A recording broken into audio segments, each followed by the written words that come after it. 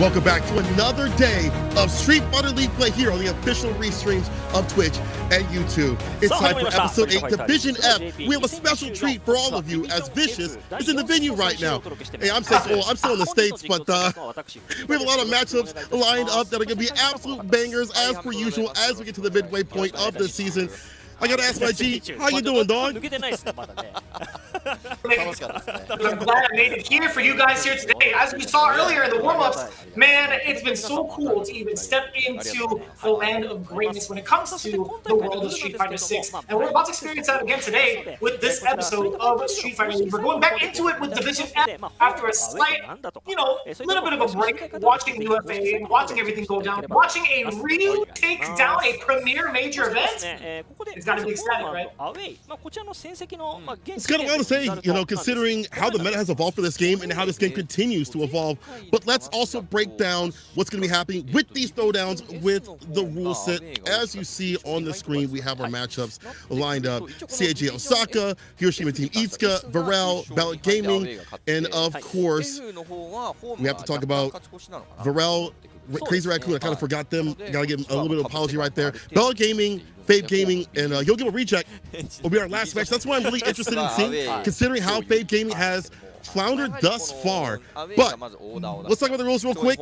Going down the divisions that we have, split up 6 teams per division. That'll be 60 games in totality. Round robin league format returns 3 players per match, maybe 4, depending on what goes down. First to 2, and first to 3, 10 points, 10 points, and 20 points respectively, and then 5 points for that first one, aka battle to the death. Away and home sides return with the away side, put up the characters and players first with the home side secondly. That is supposed to give them an advantage, but we've seen out here in this league, in this season, the away side getting a little bit of a boost for some reason. I'm not sure why. Maybe it's strategy, maybe it's preparation. I'm not quite sure, but it's cool to see them being prepared and ready for being at a deficit. Right, we've talked about that too. I got to converse with Hamiko and Frida before we even went live in regards to how the home teams have not been faring up to what's expected of them. Right, we talk about having that advantage. We talk about having the counter picks available. That has come to fruition in regards to scoring the points necessary. Now, with that in mind, however, being on the away side in the first part of the round robin means everything for those winning teams because of what's on the line. We have 8 million yen in total with the lion's share of 5 million yen going to first place, 2 million yen going to second, and $1 million going to third place. A pretty significant prize pool, but of course the most prestigious is being hailed as champions of Japan to face off against the other champions between Street Fighter League US as well as Street Fighter League EU towards the end of Capcom Cup next year. Now, with that in mind as well, we also have even more individual champions to crown as we have our awards coming up as well, right? We talk about the incentives of some of the players on an individual basis being so important in regards to how they perform in Street Fighter League this year. It's cool to see Capcom reward players for individual things on their own, giving them 50 yen. And hold on now, before I go any further, did you get to taste this yet? Did you get to try this energy drink? They said I was allowed to, but I said I'm not going to do it unless Hamiko did it first. And you know what? I'm glad I didn't because I didn't want to leave Frida hanging. I'm like, listen, man, that's his. I don't want him to drink out of mine. I feel like I'm disrespecting the man. He's a legend too, so I'm not going to do that. But I will get one before I leave, and I'll tell you exactly how it tastes. I just want to know. I'm so curious. I know people at home are super curious about what it tastes like. But back to the awards real quick. You talk about how these players are being individually rewarded. Currently, we talk about Season MVP, Point Getter Award, Win Rate Award, Rookie of the Year Award, Drive Impact Award, which is my favorite one to see. Daikoku currently is in the lead. I always like to give people a little bit of an update in terms of who's named the most Drive Impacts, who's gunning for that award. Those are difficult things to land, especially considering the pedigree that is out here for these players. And what a pedigree. Let me reintroduce these teams that we have up here since I kind of butchered that a little bit previously. CAG OSAKA, Hiroshima Team Itsuka, first match. We'll be seeing VARREL, Crazy Raccoon secondly, and after that will be Belc, Fave Gaming, and Yogibo Reject. That'll be the throwdowns that we have today. Yeah, it's very exciting to see it too. We are highlighting currently the individual awards that the players will be receiving just based on their overall performance throughout the season. But as it stands right now, man, there's still it's kind of a toss-up in regards to like season MVPs. It's kind of a toss-up in regards to like the current win rate because we are just about hitting the halfway mark. Just a little bit before that, actually. I think this is again the fourth matchup for Division F, and you know we get that halfway point right at the fifth mark. So this is as important and pivotal as ever, being on the away side. And what's also really pivotal is the support and the continued support that you guys have been going down over at Capcom_esports for the Japanese community.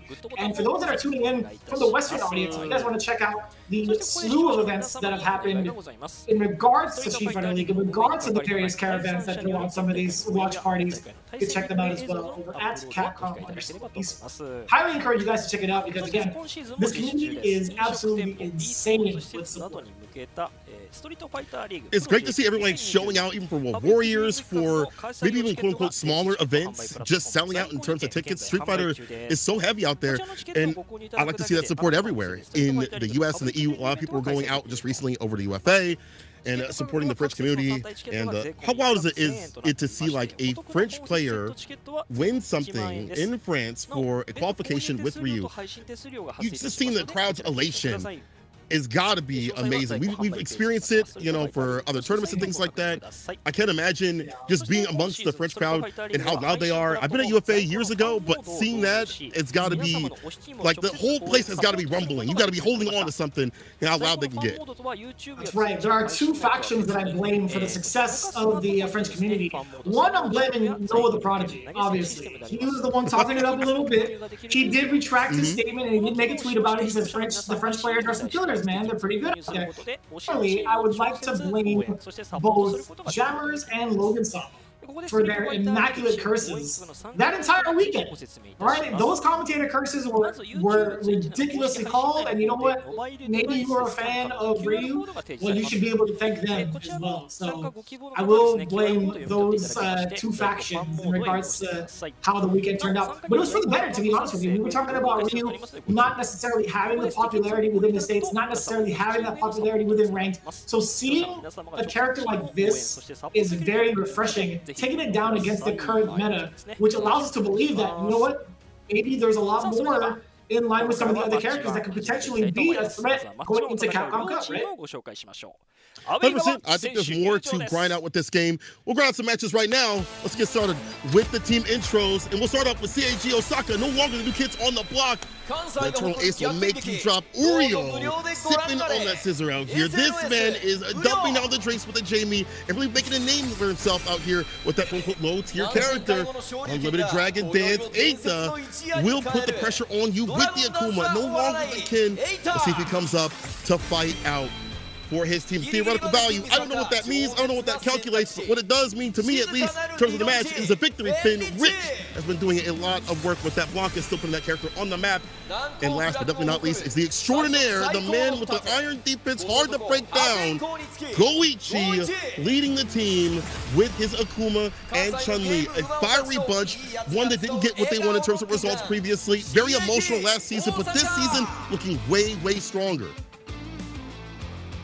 Oh, so Goichi has the reflection sunglasses back. I think he forgot how to alter his monitor the last time, right? That's the reason why he puts those on.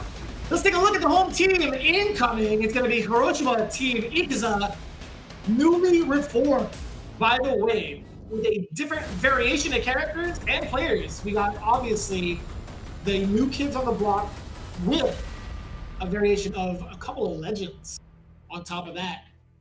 Let's get into the full introduction of the home team. Going into it, the Hiroshima Team Ikuza starting things off with the heavenly win, Hideki, with the ever-impressive Lily play that has been taking people by storm.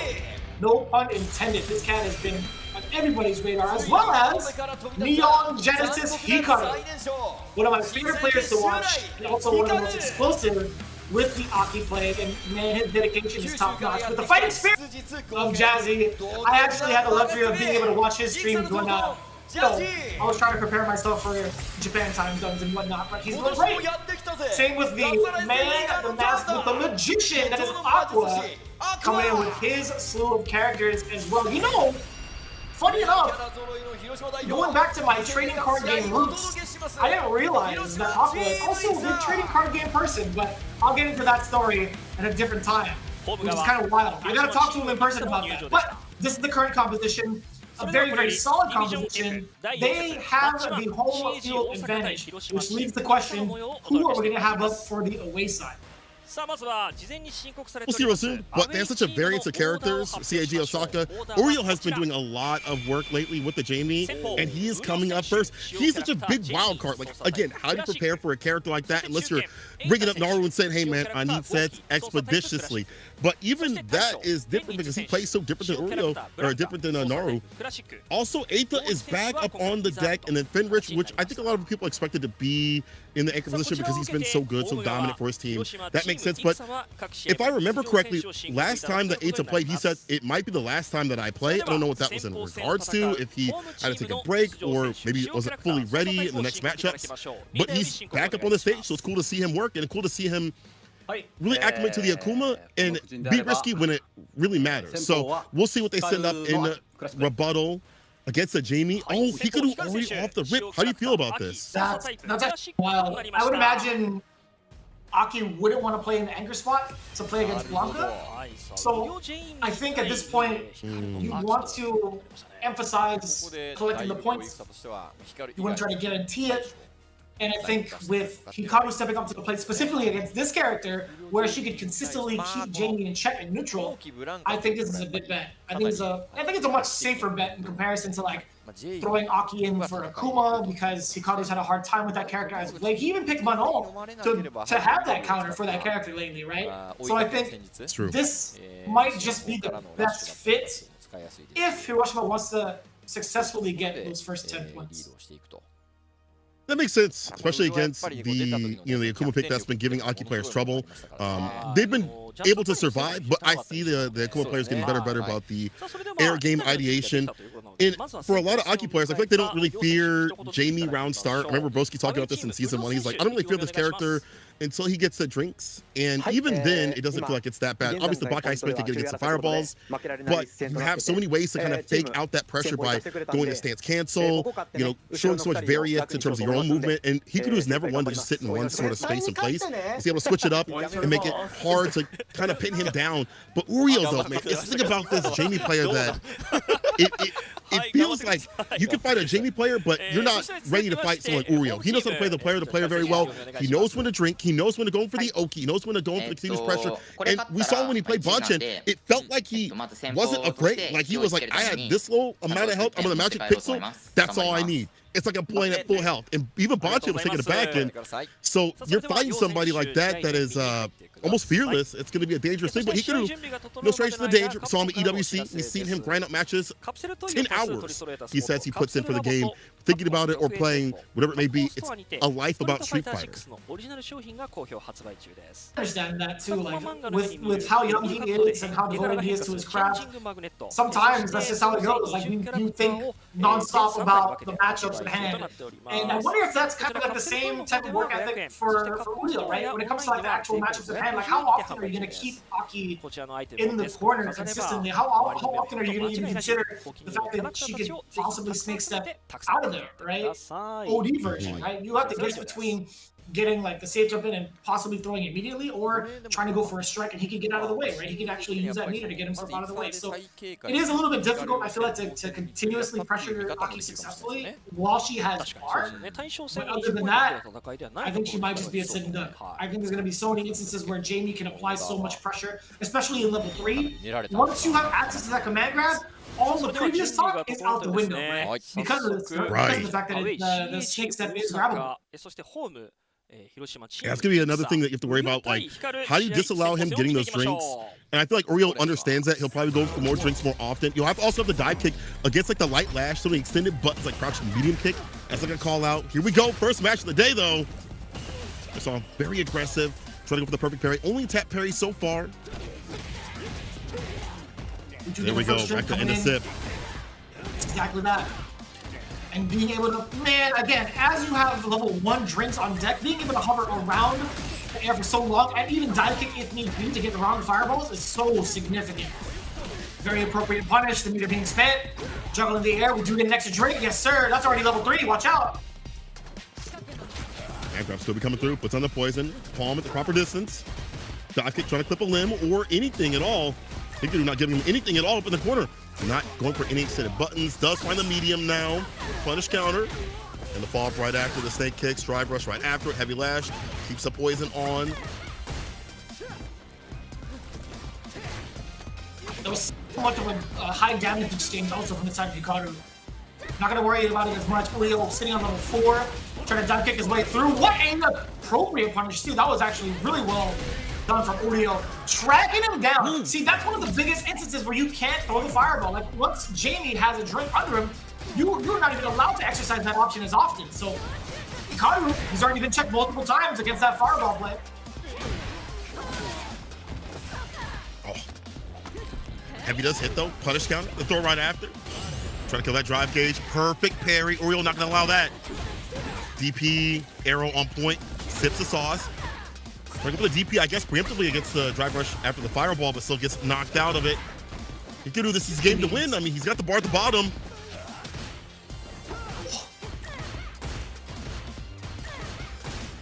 How do you get out of the corner? That was the biggest thing that we were talking about. How do you get yourself out of this immense pressure? Uriel has been laying it down so much.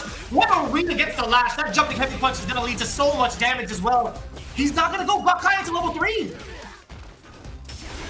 Can spin. Try to call it out. Drive reversal. Saves the day for a little bit longer. You got to go for CA at this point. You spin on the bar, or damn near on the bar for this exchange. Yeah, dump out the damage.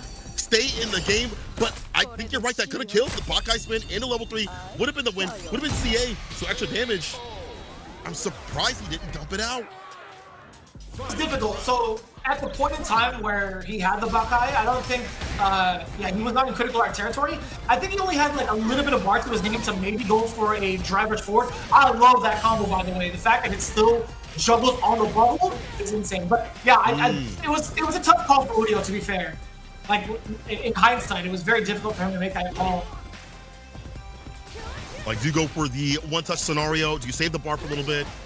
We'll see if he uses it in this round. He could go for like a level 2 into like the plus frame scenario and harass continuously. Falls on the fireball. Yes, you get that exchange. And look at that. Hikaru ready to reset the situation. The KK came to the plus frame. Did he call it out? No, he gets hit raw. I like this bust out. Go for the super. Kill the drive gauge. You're gonna die either way. Follow up 2 as well. No, I'm sorry. This is CA. No follow up. Oh, that was 50% damage. Ooh. Heavy punish counter as well. Gets the arrow, dash up twice. He tries to beat him in the air. There's 2 things that could have been in Udio's head, right? He could have done like a fake, maybe like throw setup, dash up twice, and then immediate OD dive kick perhaps. But the fact that Hikaru met him in the air and made that read was insane. What a call out from Hikaru. That led him to get the first game? Come on, son. Wow. Hikaru first game to him. Still up in the corner though. OD palm. Trying to take back his turn when he couldn't.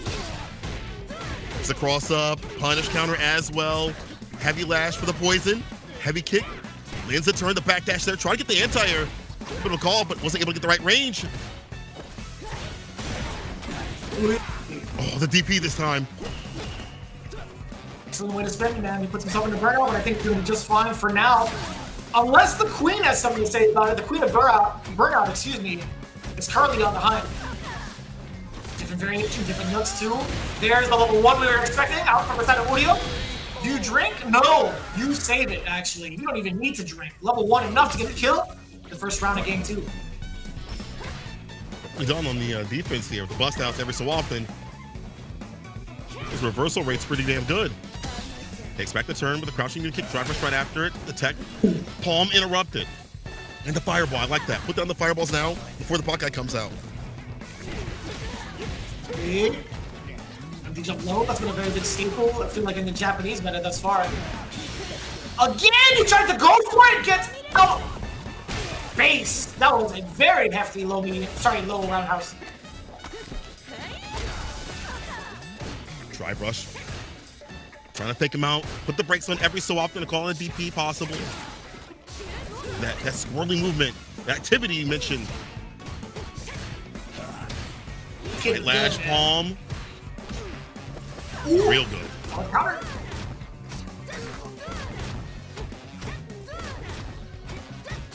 Yeah, we talked about it, dude, being the queen of burnout. He has earned that title. And you know what's crazy about that? The fact that Hikaru gets to keep all of his meter. That was just a normal victory from the side of Aki. Command grab on the other side. How did that even happen? How is he so ready for these sequences? To have the fireball, get the command grab right after? Tick, hit, throw. Fireball, try to go for the anti-air. Here's a swig. And again, Oreo, he's got to be able to get those drinks. You see how difficult it is for him to fight this matchup with only like one on the menu so far. Jump heavy kick, the grip right after it. No, we break though. Oh, Sammy kick, sharp rush buffer. Just right in the range of that as well. Thoroughly planned from Oreo. But what do you do after close it out? Now, you have 3 bars to your name. Not going to stop anti-air. This is still a dangerous position if you're Hikaru. With the drive reversal, almost a burnout. Oh, the preemptive pump, sits him down, caught the recovery, up the throw, hits it with the super. You ain't got no bar to your name. Damn near no health at this point. The Baroness of Burnout. You're in her castle, you're in her realm. With a lot of these fireballs in the cross up to seal the deal to catch another throw. Hikaru is just too clutch, too ridiculous. And his strategies are way too sound. This man is ready for everything. After a fireball, there's like 3 to 4 setups, it feels like. The safest and calmest approach that we've seen from Hikaru once he's seen the burnout, just because of the fact that Oreo was holding on to so much bar, right? The only thing that really saves you from being subject to the cruelty of the Baroness of Burnout is having any sort of super art under your name, right? Having that defensive maneuver available. So I understand Hikaru going through with the motions with a couple of fireballs, forcing Jamie to come through just a little bit closer to the point where you can drive rush forward. That also is such a tricky thing to contest. Like drive rush forward, crouching light kick, immediate jump over to bait out the throw. That happens a lot in rank. I kid you not. Aki players love that tactic in rank. Dangerous, dangerous. And the fact that she's got that pre-built cross-up, at least is so much. Again, he's just so good about sequencing. And there are some bust-outs here and there for the super, as you mentioned. You know, he wasn't burnout right there. Used the super. A lot of preemptive palms able to sit him down. It just wasn't able to take too much in terms of, you know, using the drinks to a full effect in terms of laying the command grabs, doubling up the damage. Remember, for a lot of people, they forget this. Jamie needs more drinks for more damage. Man sits at like, I believe it's like negative. Is it not negative, but like 80% in terms of damage dealing, and he just bumps up from there. 4 drinks is 120, I believe. So if you want to be in the proper position, 2 drinks. Yeah. So to normalize, you need 2 drinks. That wasn't happening. So those moments did come for Oreo, and they just weren't damaging enough. And that's a rarity we see here, despite the fact that the Jamie has been kind of ruining, I don't want to say ruining, but just doing a lot of rough things out here in Street Fighter League. It's Hikaru out here putting him down 2 games. 2 games, 10 points right now. Hiroshima Itsuka. Who do you send up next for this second match, though? Kuma, that feels so disastrous against Kuma. Yeah. Makes sense. Right. I think this is the appropriate call out to put Hibiki in second. And funny enough, I think for the anchor spot, I wouldn't mind seeing Aqua in the mirror match. Okay. Aqua in a mirror match, possibly. I wouldn't mind that either. We'll see how that goes, or maybe even Jazzy, to be honest. But in this matchup, every time that they have like a victory, you know, I go to Hikaru's stream, or I'm sorry, Hibiki's stream, and I ask him, what do you think about this matchup? Because I'm trying to play Akuma on the side a little bit. I'm like, well, what do you do as Akuma? He's like, you just suffer. Jokingly, he says that. But he talks about how Crouch Fierce is such a dominant tool in this matchup against the buttons that Akuma wants to use. He talks about how you can't really have that aerial approach like you'd like to, as Akuma Demon Raid is denied with so many hits of the Crouch Fierce, just blessing every part of the air right there. And then, like, you try to go for the fireballs, the stock ups are just going to be so easily able to cut through. You're stopping a lot of what Akuma wants to do.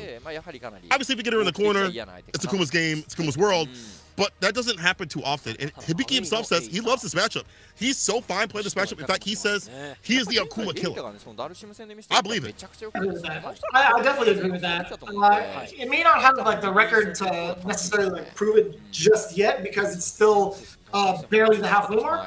But, you think about what goes on in the matchup specifically, you always have to consider the fact that Lily players will eventually gain stock. I think that's a way to be kind of like risk averse and also be realistic about the matchup. I think most of the time it's very difficult to keep any Lily player locked down and to thoroughly stop them from getting any sort of win. So that's something Eita really has to consider, being able to play with even with the disadvantages. What is happening?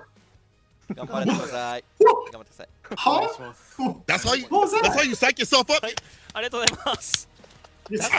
don't know, man. Maybe I do that for commentary. That's a buff up. I definitely want to know what he said. I need to study that. I'm gonna watch the VARREL and I'm gonna do that exact motion before I get on the exact motion. I'm gonna feel great. はい、自分はね前節負けちゃってめちゃくちゃ悔しい思いしたんで、その悔しさバネに He said, Jazzy, I was training for Akuma. I really trained for it, but I also trained for Lily as well. Beware. So he had some energy behind that. Okay. 抜け出したいと思います。お願い That's し so ま funny. す。 And then you get the exact contrast from Hibiki as well. It's so funny. He's very straight faced. I would have lost it, bro. If I was in the competitive seat, I would have been like, "What are you doing, brother?" You got it, man. You got it. All right, you got it from here, bro. Yeah, and you can see it too. Hibiki had mentioned it. I lost last episode, but today is a must-win situation. They're fully aware of the current predicament, right?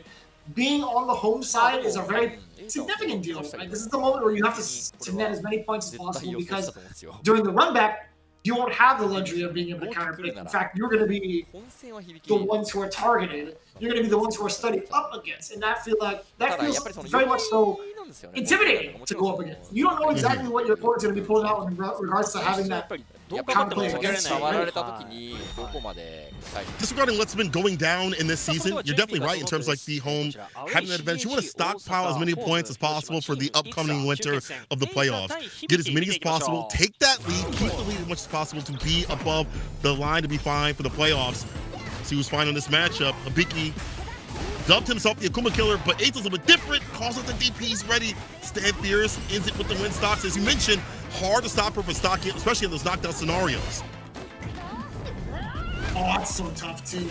You already know Eita's not willing to put himself in the burnout with the drive reversal. Excuse me. Damn, that's a lot of damage. Damn, that's a perfect. Dear God. She barely clears 5 feet, but deals that much damage? Are you kidding me? Silver Goblin, leave it hobbling, man. I'm telling you. Is that safe? What? It's early. Perfect parries over the side of Hibiki. I feel like a lot of players have gotten used to like the fireball pressure from Akuma around the world. Right. Not letting these fireballs go for free and standing their ground. Yeah. I think it's the OD. I think we're starting to lean towards like a defensive meta where people are learning to perfect parry a lot of the fireballs, no matter who it is, and continuously walk forward. We've seen that in Sage Jam Slam as well. That's a big punish counter coming your way. Damage to the drive gauge so significant, but the spacing from Hibiki allows him to get at least 2 charges under his name.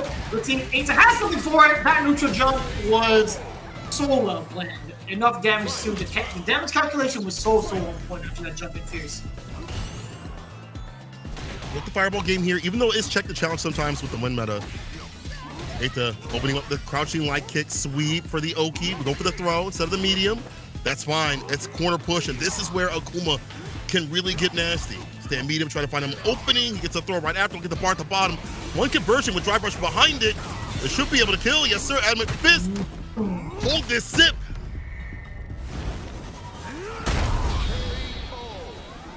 Man, it's got something to do with the dance, I'm telling you.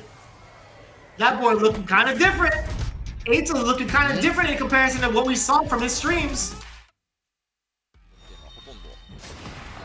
You're very right about that. Watching him play Ken, watching him play Akuma is worlds apart. Like, absolute eons apart in terms of like, win a DP. Yeah, he had a bad DP, but his strategy, how he walks people down, how he is not as obviously aggressive. He's just using the walk speed to get in. It's not a lot of dashes. It's not a lot of like waste of bar. And it's such a big difference from how he was playing Ken on his stream in like season 1 to how he's playing Akuma right now. Yeah, I will give the credit where credit is due in regards to the way Hibiki understood the situation, though. If you look at how he got his first game, Eita was willing to spend the drive reversal against the Condor Spire, the enhanced Condor Spire, just to have Lily back off. Hibiki immediately understood that situation and was like, all right, I still have one more stock, I'm going to do it again, and I know for sure he's not going to spend it, so I'm going to harass with both command grabs and also draining his drive gauge. Hibiki's understanding of that situation in terms of game sense led him to get that victory in a pretty sound way. But I will say, Eita, his adaptation between that moment of like, all right, I have to change the way I'm throwing out some of these fireballs, I have to change the way that I'm throwing out some of my meter into a way to force some of Hibiki's bad habits, right? We're starting to get exposure of Hibiki. We're starting to see how prone he is to throw baits. Let's see if that's the case again in game 2. You mentioned the fireballs, the switch-ups. Could be deadly. Condor dive, perfect parry, able to cover in time and stay fine, get the crumple right after. Kill some of the drive gauge. OD right through. And stock up continues with the dash up. Mexican Typhoon. Oh my God. The young kid is doing so much damage to catch the recovery of the heavy kick. Wake up heavy kick is definitely desperation, and so is this. You're dead. Another perfect coming in from Hibiki. That's a risk Eita's willing to take, man. Especially with the way he's been throwing out some of these big uppercuts as a Shoto player for so long. That's definitely in his MO. Ah, that's a big punish too. Rush command grab. In again for another perfect. The double perfect. The double-double. Let me get an order of that with fries, please. Wow. All the Whataburger fans are going to be shaking their heads saying, cool. Animal, I'm sorry, animal edition. My bad. I'm hungry. Anyway, who's hungry right now? Final game between the two. Raw sweep off the feet. He does get the knockdown, avoids the command grab. Enough recovery to catch the crouching medium kick. Game's up about 3 times over, but Hibiki's still very diligent about what he needs to do. Upon defense, there's another Mexican Typhoon, drive rush on, and the crouching heavy punch. Still managing to clip the toenails too. I like that. Man, he is so adamant about this command grab pressure. It's been working so well against Eita. Eita gonna need to hold north to not go south. I'm telling you, command grabs are landing, doing too much damage as well, especially against like the tap parry or punish counter scenarios. Raw sweep. Yo, Hibiki's feeling fine to do that when he sees like the walk back. Hasn't been punished too often. There we see a punish, a dash back here. The 4 fierce get right back in for the punish.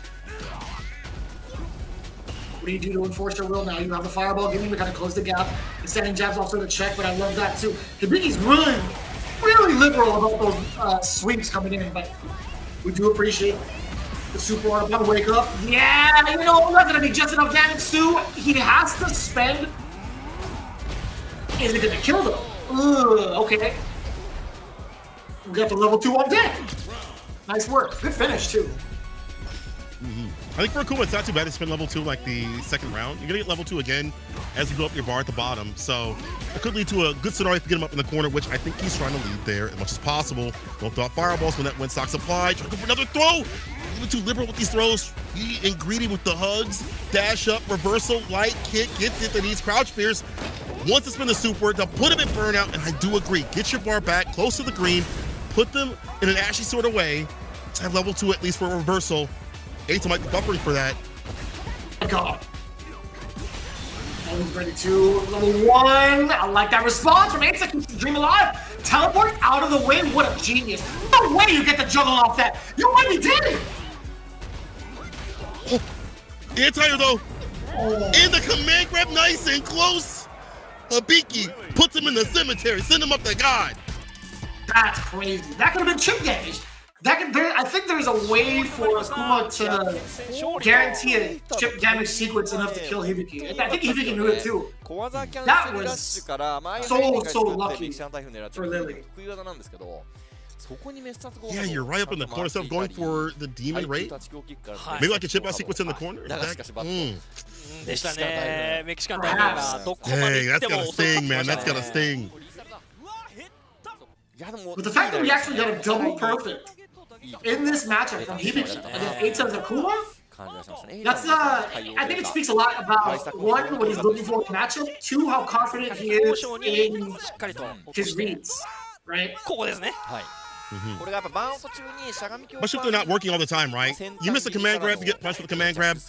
You can't take that off the table, or any sort of special or any sort of move. You have to use that as data. Okay, this won't work this time, but maybe after I set up a little bit longer, a little bit later on, it might work the second time. And the reward is still so strong. You're able to stock up right after. The damage is hefty against Akuma. I think that put a lot of pause on Eita. Now it goes to the final game. I'm with you. I want to see the Blanca mirror match. I want to see Aqua go up against the likes of Finn Rich and see who has the best Blanca in the best, at least in the mirror match, especially for this final game. It could be a 40-baller for Hiroshima Team Itsuka, a team that we have noticed and noted as being a sleeper pick, or actually just like a dark horse that has risen to the occasion. CAG OSAKA might be leaving with no points, or we might get that first to death if things are tied out. Right now it comes down to whether or not Aqua is willing to play the mirror match, but he also has the JP under his belt. I knew it. Okay. Okay. JP! That's crazy. It's as if we did our jobs correctly, Cinco. It's as if we called it out correctly. That's nuts. JP on deck, coming in from the side of Aqua. Now, this is somewhat expected because I remember at EVO, I ran into Aqua before he played Mena, and I believe he said he was going to play JP against Mena, and he ended up doing so. But he's been practicing the JP and prepping it for either mirror matches or just other matches where he feels like Blanca just cannot work. The JP's looking clean too as well. Like, it's looking pristine. He understands how to zone with this character. He's always been one to put points in everything and be like an all-rounder. So when JP was nerfed, he still was like, okay, this is cool.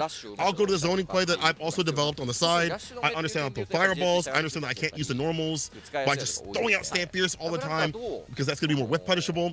He understands that level 2 is a utility sort of thing, especially nowadays where it's not about getting the kill, it's about opening up the opponent or getting a side switch or burning them out. He understands what JP can do now, and will work around that. Finn Rich, though, man, something about that Blanca, that his pacing we saw against Tokido is just so different, and it's amazing to see someone still put the character on the map, right? It really is a different look when it comes to the way he plays Blanca. But going into like a more in-depth like analysis between the two, you gotta remember in the previous season of Street Fighter League Japan, Aqua was the one advising Fenrich on how to play the JP during certain matches. It was him. So the top three were Fenrich, Aqua, and Demo. They're all in the same chat about how to play JP. It's a very interesting one. When we talk about the actual player matchup, how much of that knowledge is retained in Fenrich, and how much is Aqua willing to expose for like JP tech to take down someone like Fenrich? Because again, this is going to be very difficult. Like with the slew of knowledge between the two of them, it feels very evenly matched. I think so too. You know, being a training partner for someone means that you understand their tendencies, not only for the character-to-character matchup, but also like the player-to-player, like their habits, what they like to go for in certain situations.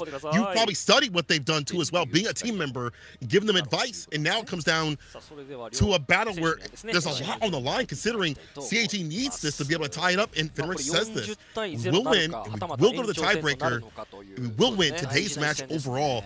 They understand what's at stake, but again, this is a higher level of a matchup. It's not just two people meeting for the first time to battle it out. It's two people who have known each other for an entire season, who have played out continuously. As you see on the screen, Izuka in the lead right now. CAG looking to get as many points as possible and try to at least surpass them.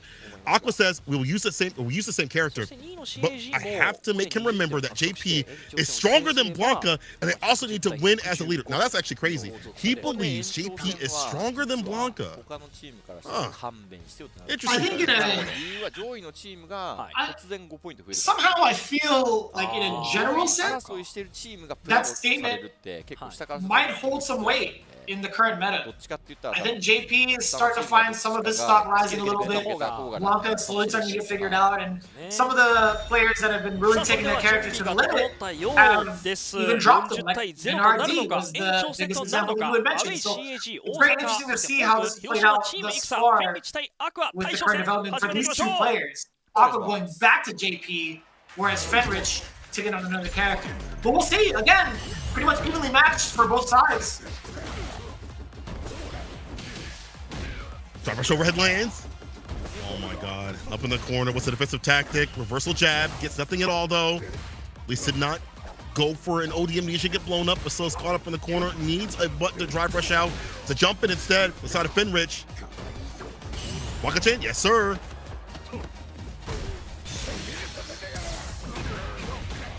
Ooh, knuckle. Oh my god. Oh my god, that was actually the most genius thing you could have done. Still set up the departure. Puts himself in the corner, but still, despite all that, able to swing. As long as you were maintaining your turn, but now it's Fenrich. Wait, the amnesia? Hold up. Is there enough damage on the table? There isn't. Oh, that wasn't maybe enough, perhaps? Oh my god, two with a drive impact. Blanca-chan, help!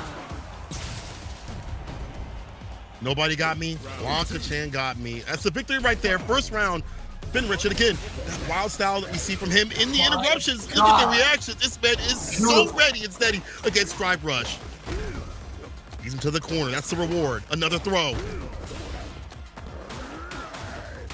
The punish counter as well. Has to stay there. The overhead does connect too. He's got more than enough damage to get the perfect. Level 3 is on deck if need be, but it's going to be the level 1. It doesn't even need to spend it. This guy has the routes down pat. Oh, perfect. To get the first game against your former senpai. I like that. This is pretty cool. The man who taught you the JP matches? He learned you those matches. He was the one who gave you the textbook.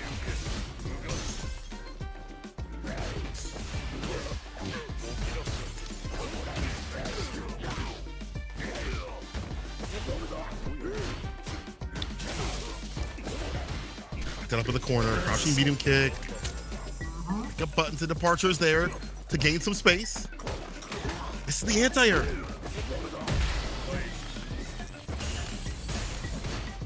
Yeah, not too bad too. No real fear instilled against the amnesia thus far yet from Fenrich, or at least from Aqua towards Fenrich. The departure in front too. And I do admire how fast-paced he was about it. He was trying to get punished.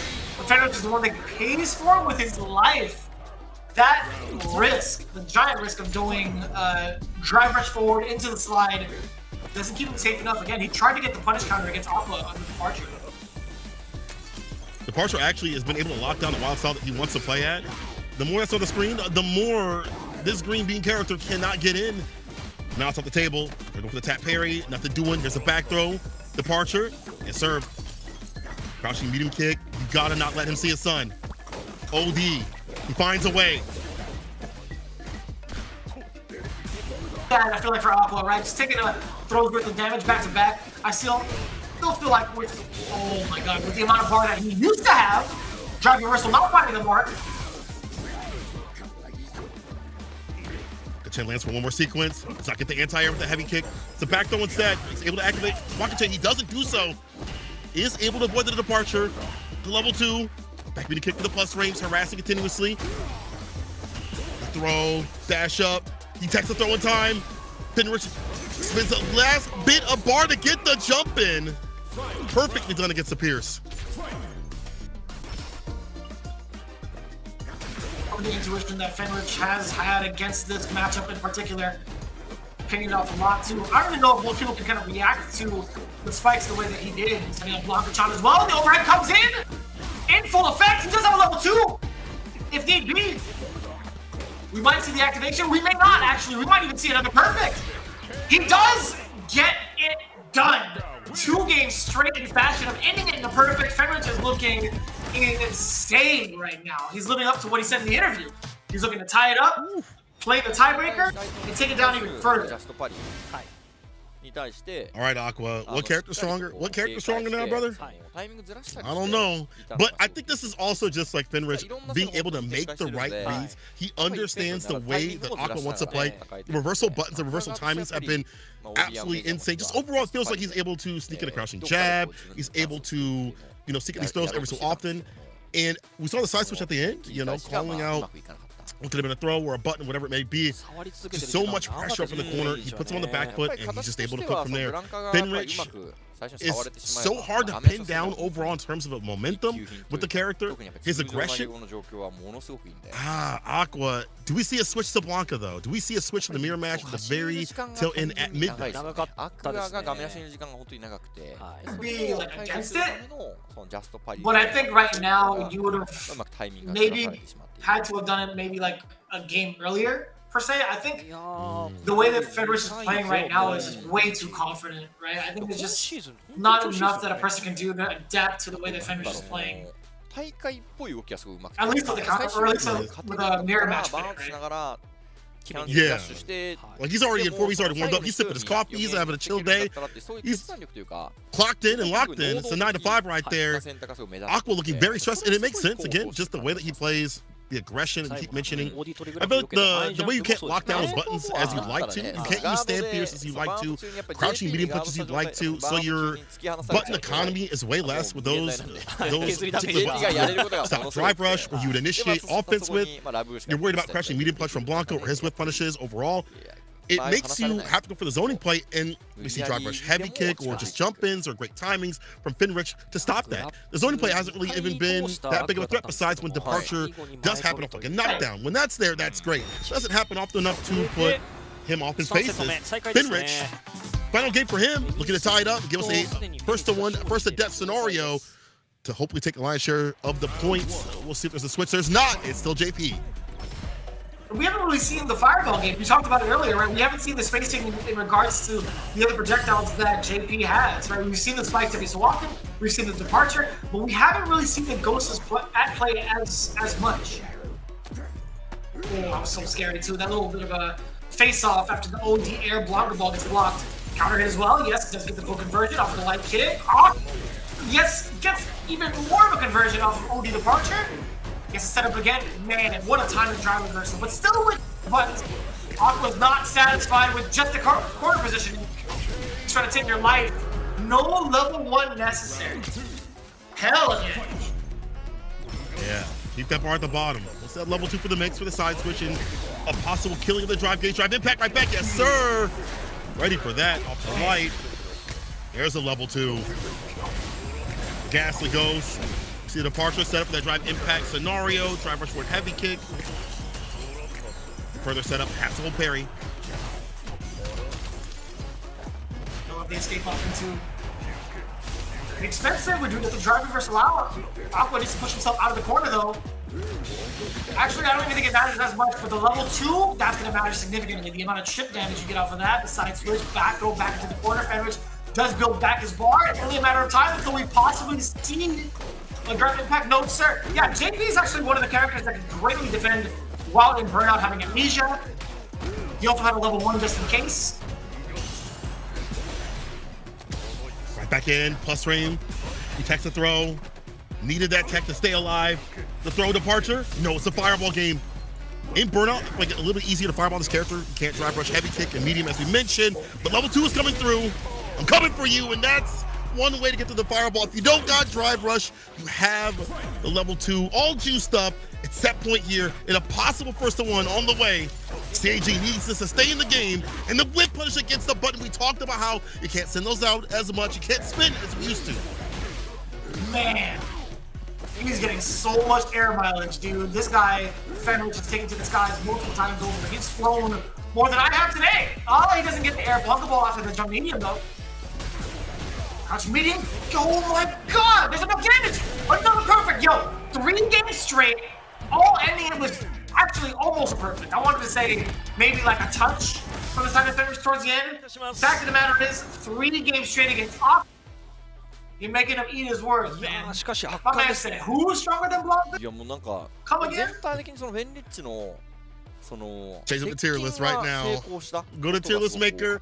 flip the positioning of the characters and put mine a little bit higher.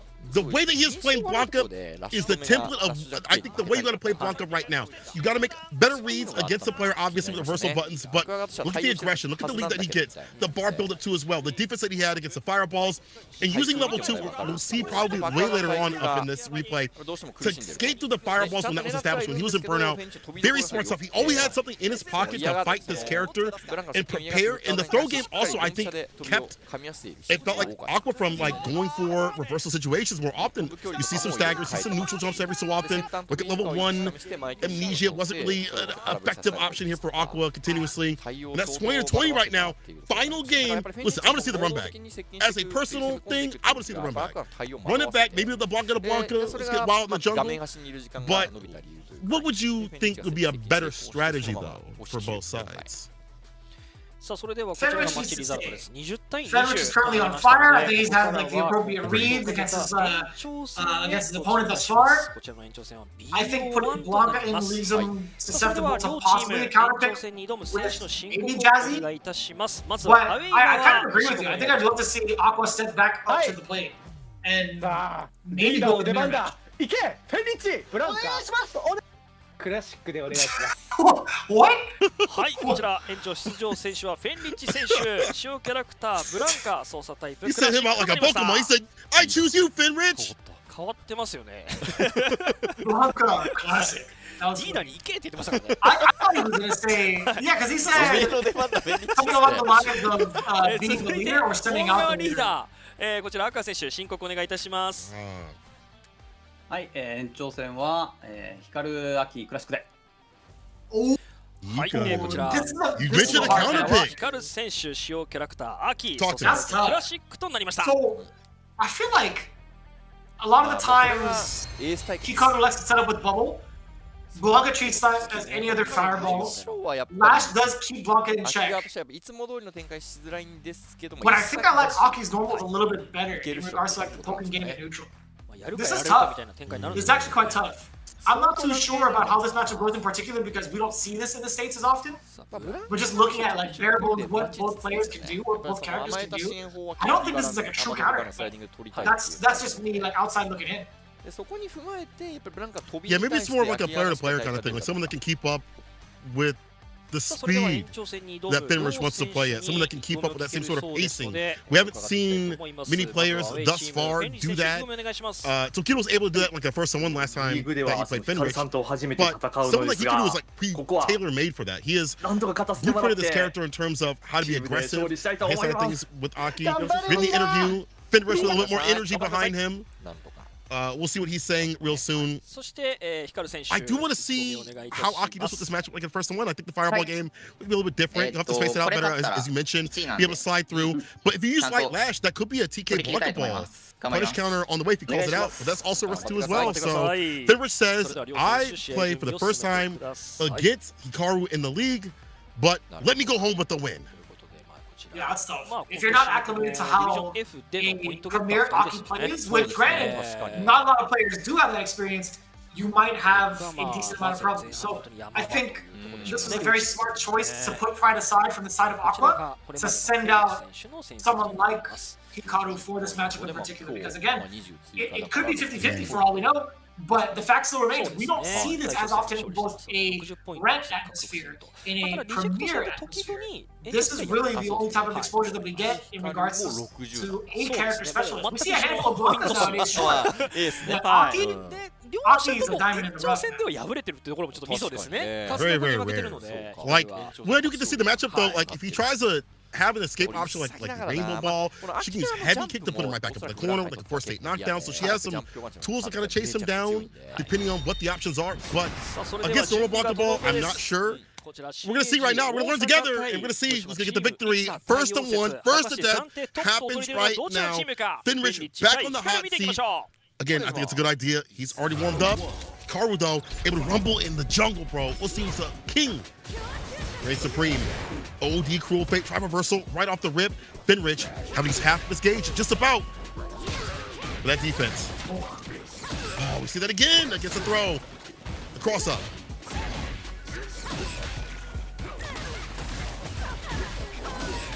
damage you're already dealing on. You get to put up the puddle, yes sir.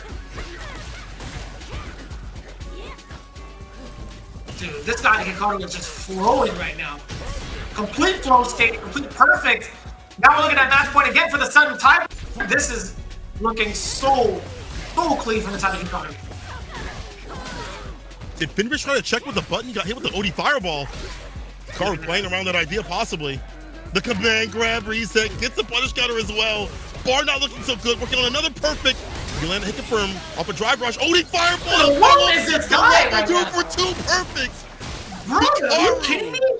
Oh my god! What is that? I'm telling you, when I said it during the warm-up, the player that I'm watching the most, Hikaru, man. This kid is going. The way he plays, he is going. I'm telling you, that is destruction. That was pure destruction from the side of the Aki. 両選手ともちょっと笑うしかないみたいな展開になってます。I'm gonna say it right now. They should have put him in eighth, but at least they walk away with the lion's share of the points. The way he is playing, you're 100% right. You see the other players, when they talk about Aki, it's Broski, it's Hikaru. It's just those two. But when they talk about Hikaru, it's I'm worried about him as a player, keeping up with him.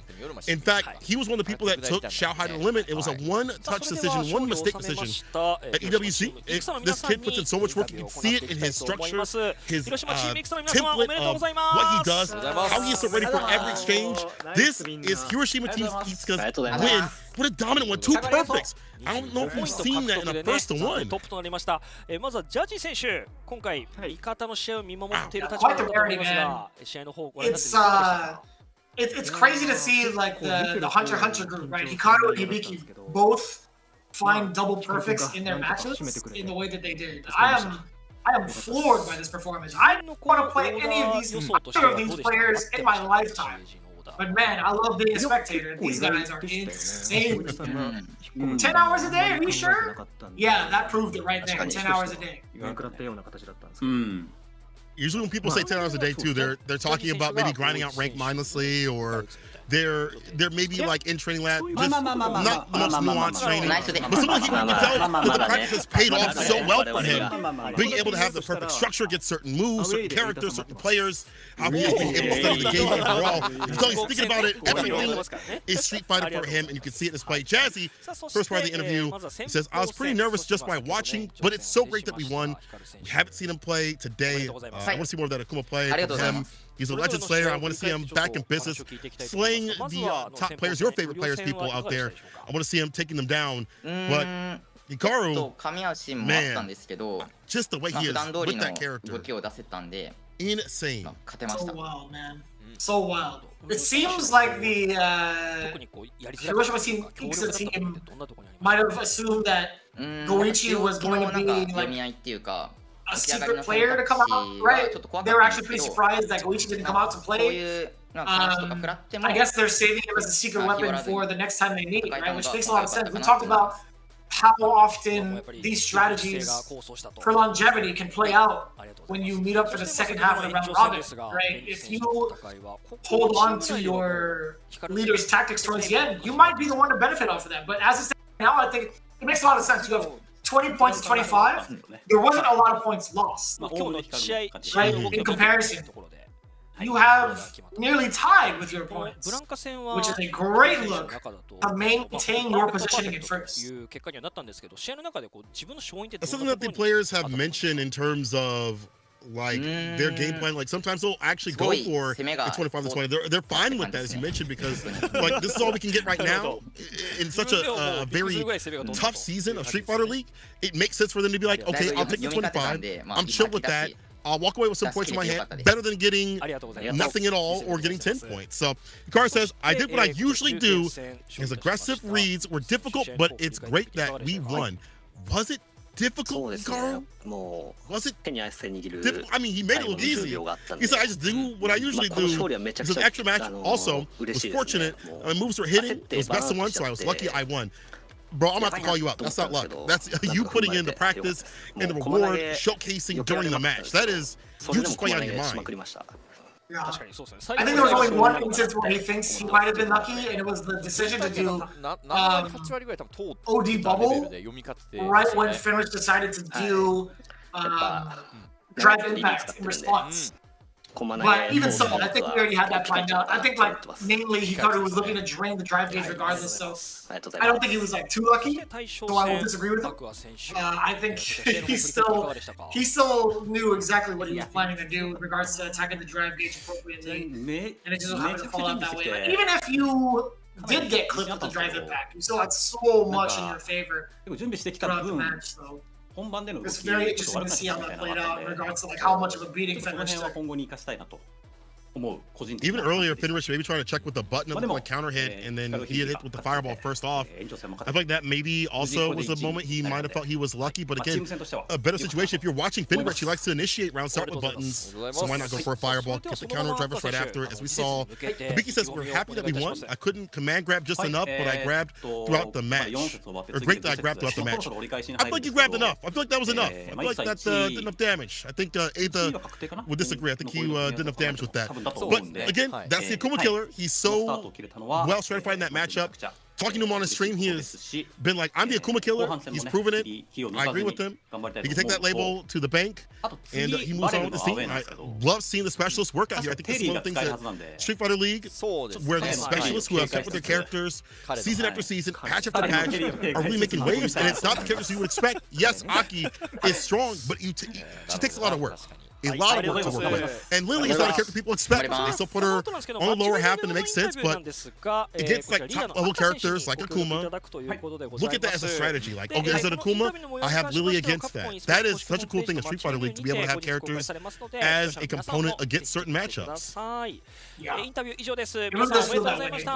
As we get in towards the ending of the interview from Hiroshima Team Ikaza, we had Aqua saying his final thoughts.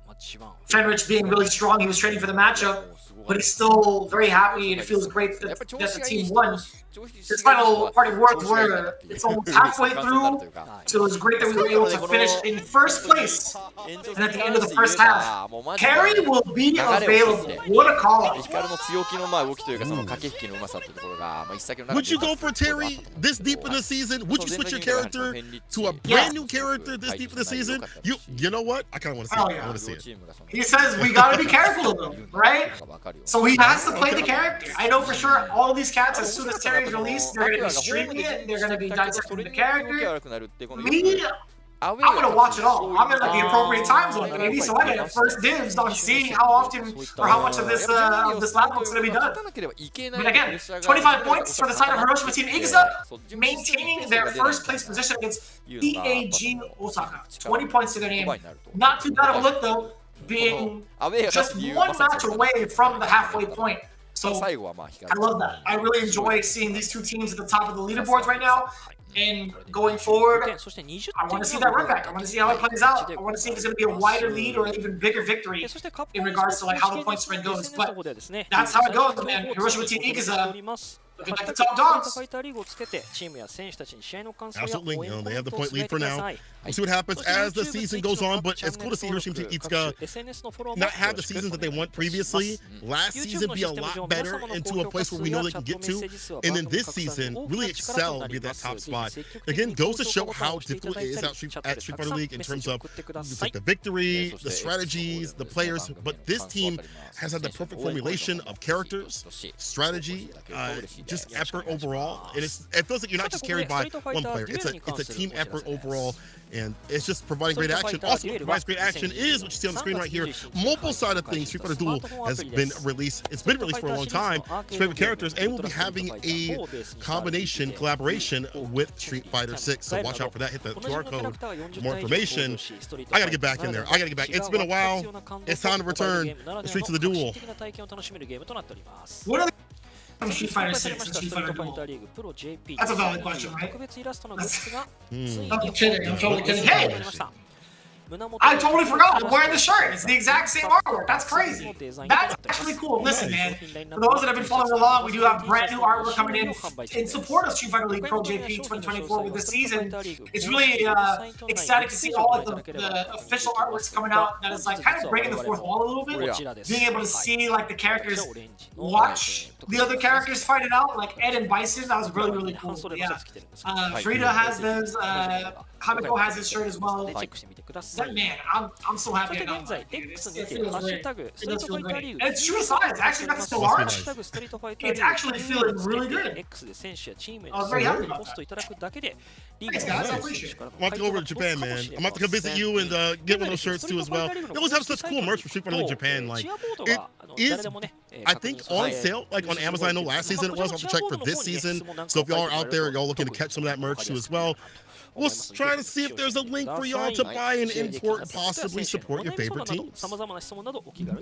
Yeah, there'll be a link down below too for any of the streaming services. But if not, again, Capcom_esports is where you can find it all out. But this has been a very, very big deal in regards to the world of esports and Street Fighter 6. A lot of the players have been doing a lot to give back to the community as well. So it's really cool to see that engagement. But we're going to see even more of an engagement between these two teams coming up for match 2. VARREL versus Crazy Raccoon is coming right at you. So in the card, you understand? It's a pretty hot match. But this one, I guarantee it. Do not want to miss it. Again, these characters very much so in tune with the community and the audience. I love seeing these Q&As come up. One of the players actually coming out of their shell and really conversing and talking with a lot of the fans out there in the world of the FTC. That's pretty cool, right? Yeah, super cool. But what's super cool is that match that you mentioned coming up next. Do not go anywhere. After this break, more Street Fighter League action coming right at you.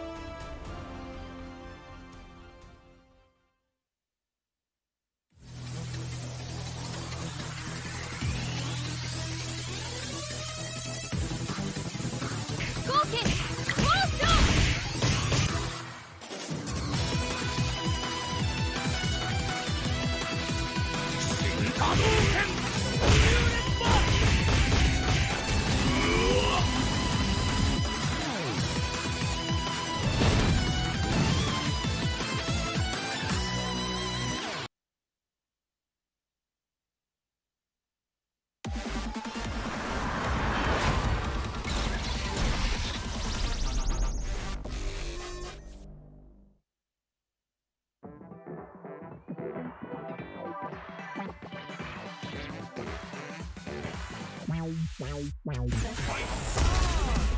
come on, everybody come alive real quick. Battle of the strong, survival of the fit. Take your best shot, hope you don't miss.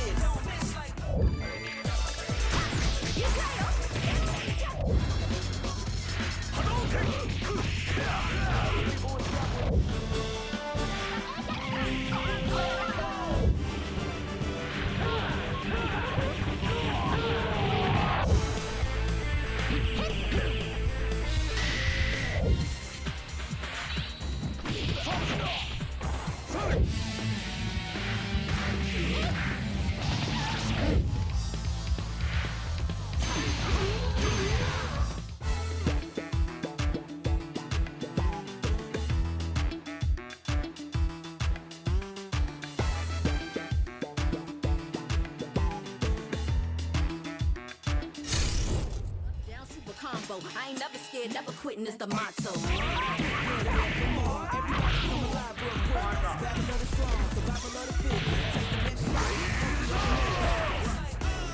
Yeah, come on, everybody come alive real quick. Battle of the strong, survival of the fit. Take your best shot, hope you don't miss. And you can't hurt among us. Take it much farther. Fast with the hands, eat Honda. Defend my legacy with strength and honor. I'm the greatest ever. Come down, see, no way I can't beat this. It's a showdown, this is my arena.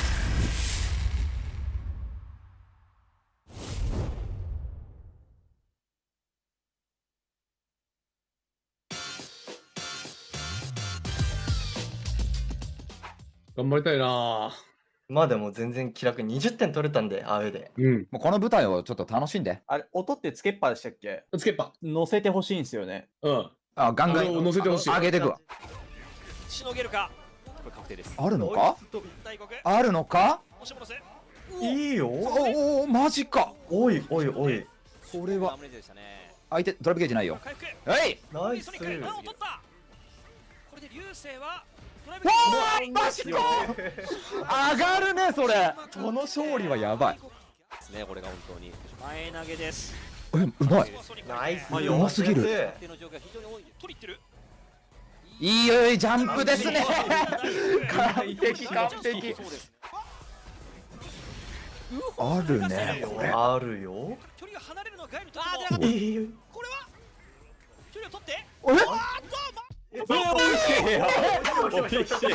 ナイス。いや、大根もよってくれた。嬉しい。ナイス。大根ありがとう。いやマジでよかった。前回ゴイツさんに負けてから夢にゴイツさんに負けたシーンが出てきちゃうぐらいにはちょっと追い込まれてたので本当に嬉しいです。圧巻の勝利でした。よかったです。ありがとうございます。よかった。おめでとうございます。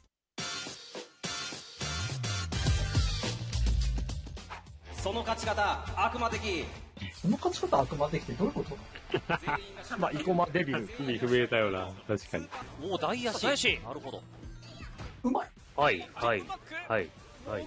手の体育。コンボを伸ばして。どうする？ナイスパスギ。はいはい。うまくパリを取っていきました。ジャストパリ。はいはい。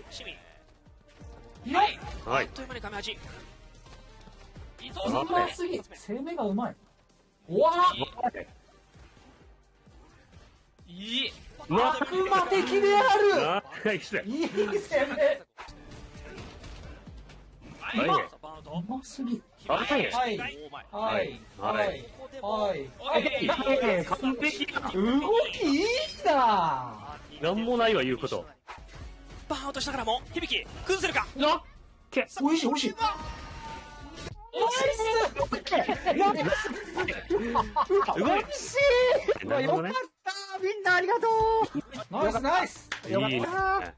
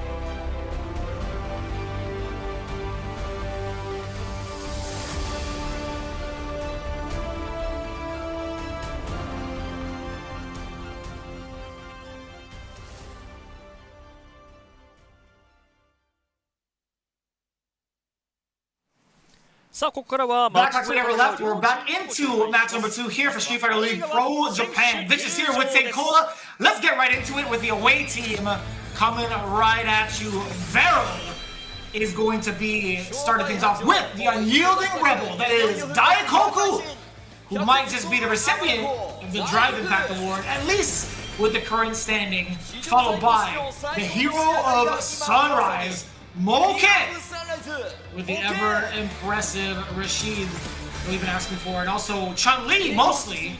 Prince of the Rapids is none other than Mizuha coming into the fray, and also very, very fast-paced the way that he's been playing, followed by the leader of them all, the 2D god, Mago-san, with the ever-impressive Jury.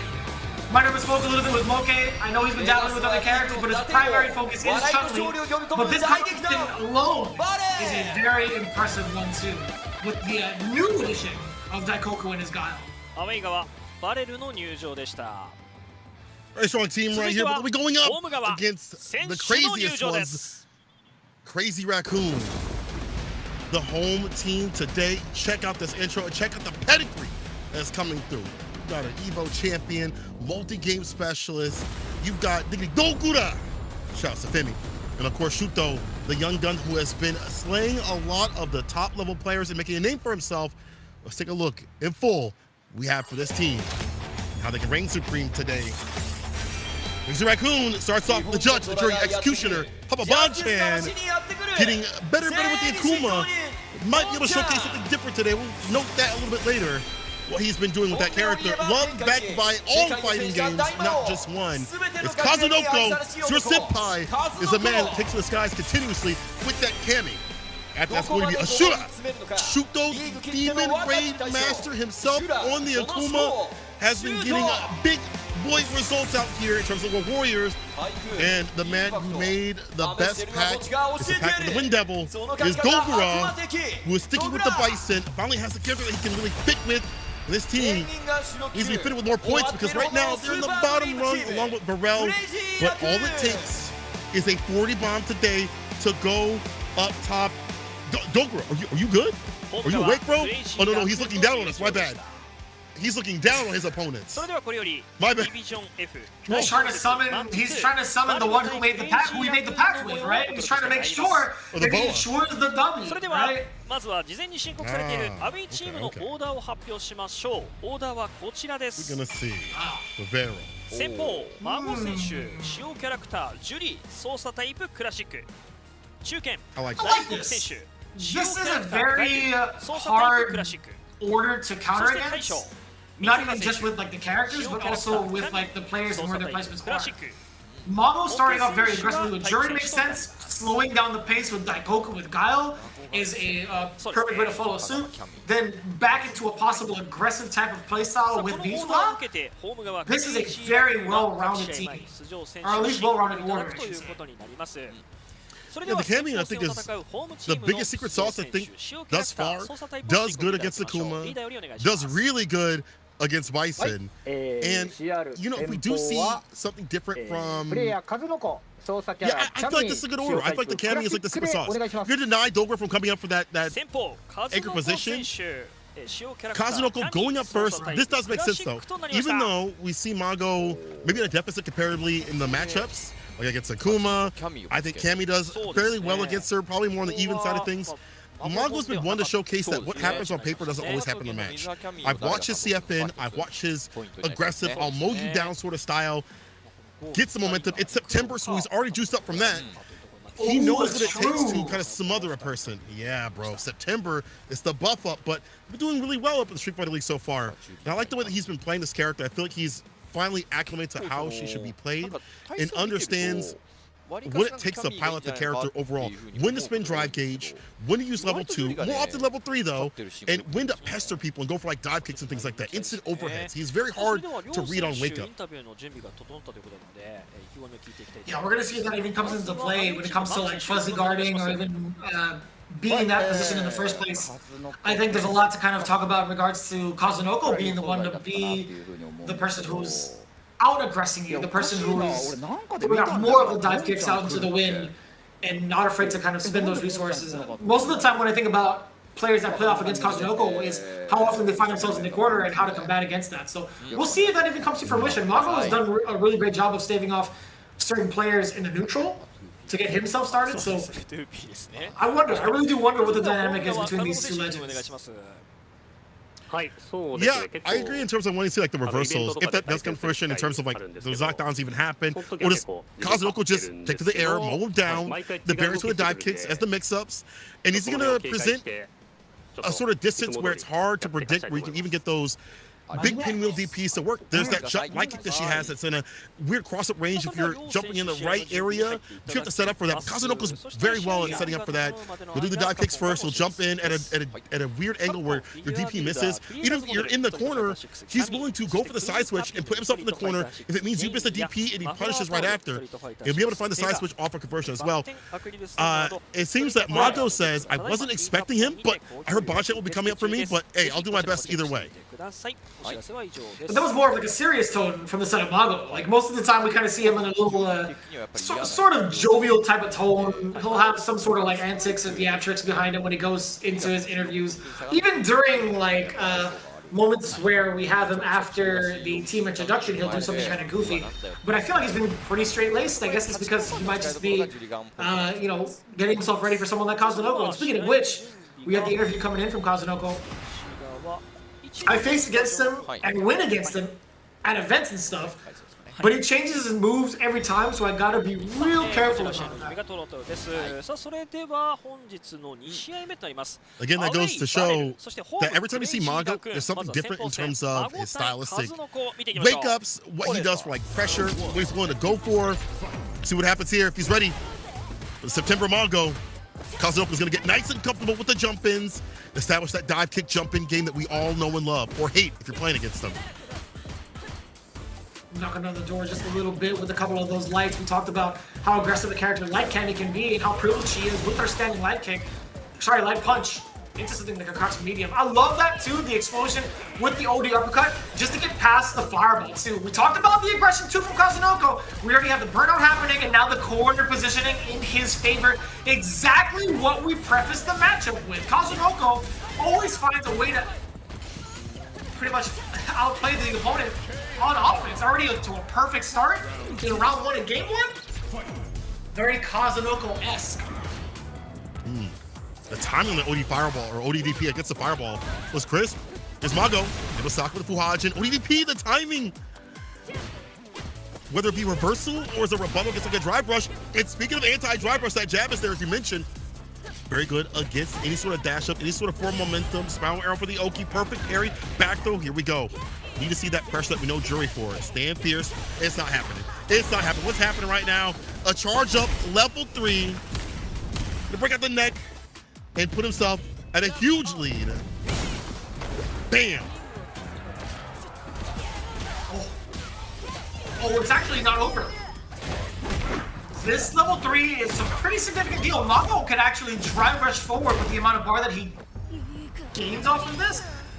I think he can go right into drive impact. He sure can. Right in the corner as well. Mago stays alive by a pixel. That stand like it would have hit the very end. It would have been Kazunoko's game. Does land the OD dive kick. Uh-oh. Don't let him get comfortable up in the air right there. Don't let him do it. Especially if you try to extend a crouching medium kick. But it's a kick from here from Mago. Drive rushes up. Try to go for the throw with the TK dive kick. So many ways on defense on wake up. Is it with the super? Jab, tick throw. We break though. Oh, that was a counter hit too. That was a moment where actually Kazunoko wasn't even allowed to press. Standing roundhouse leaves you at -3. Oh, again! OD dive kick does not care about spinning the bar. This is exactly what... Didn't we just talk about this, Kola? I swear to you, we all just talked about the exact movements that Kazunoko was going to pick in this matchup. I feel like we watched him for years upon years, understood his gameplay, especially you, who have been under the tutelage dive kick school of thought. And speaking of dive kicks, again, I feel like that's been so good against any sort of button that might be presented, but now against drive rush, and he's so good about as soon as he sees the green, he becomes the stop sign with that beautiful jab, the proper range, just getting the counter combos right after. He is mauling up Mago.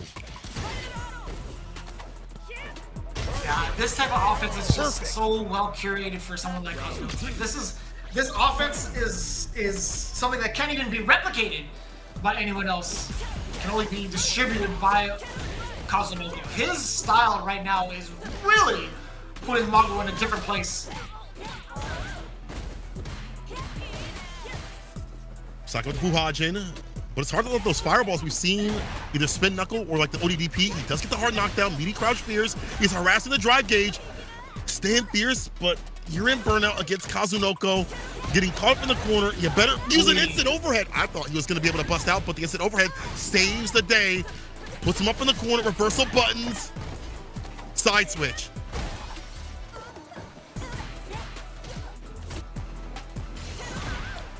Oh. Anticipation of the dive kick. Great block. Just one more sequence too from either player. You gotta spend. Yes, sir. The rest of that drive gauge. Good awareness from Mago, all tied up in regards to the bar below, but it's still Kazunoko looking at match point. He could find the explosive start he needs. Not gonna do it just yet. Target combo into the drill to get the corner carry, forward throw. What do you do now as Mago? That's another throw. He might be baiting you. He might be conditioning you. Who knows?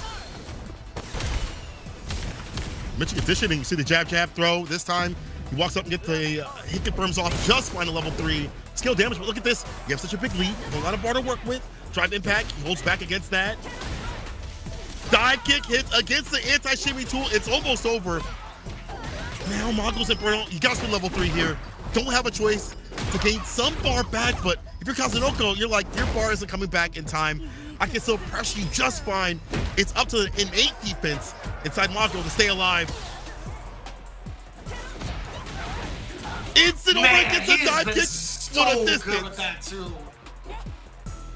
That's the second time he's done that thus far. Mago snipes out the air approach. He actually could take out Kazunoko, and he does so in a very similar position that he had prior to get that W last time.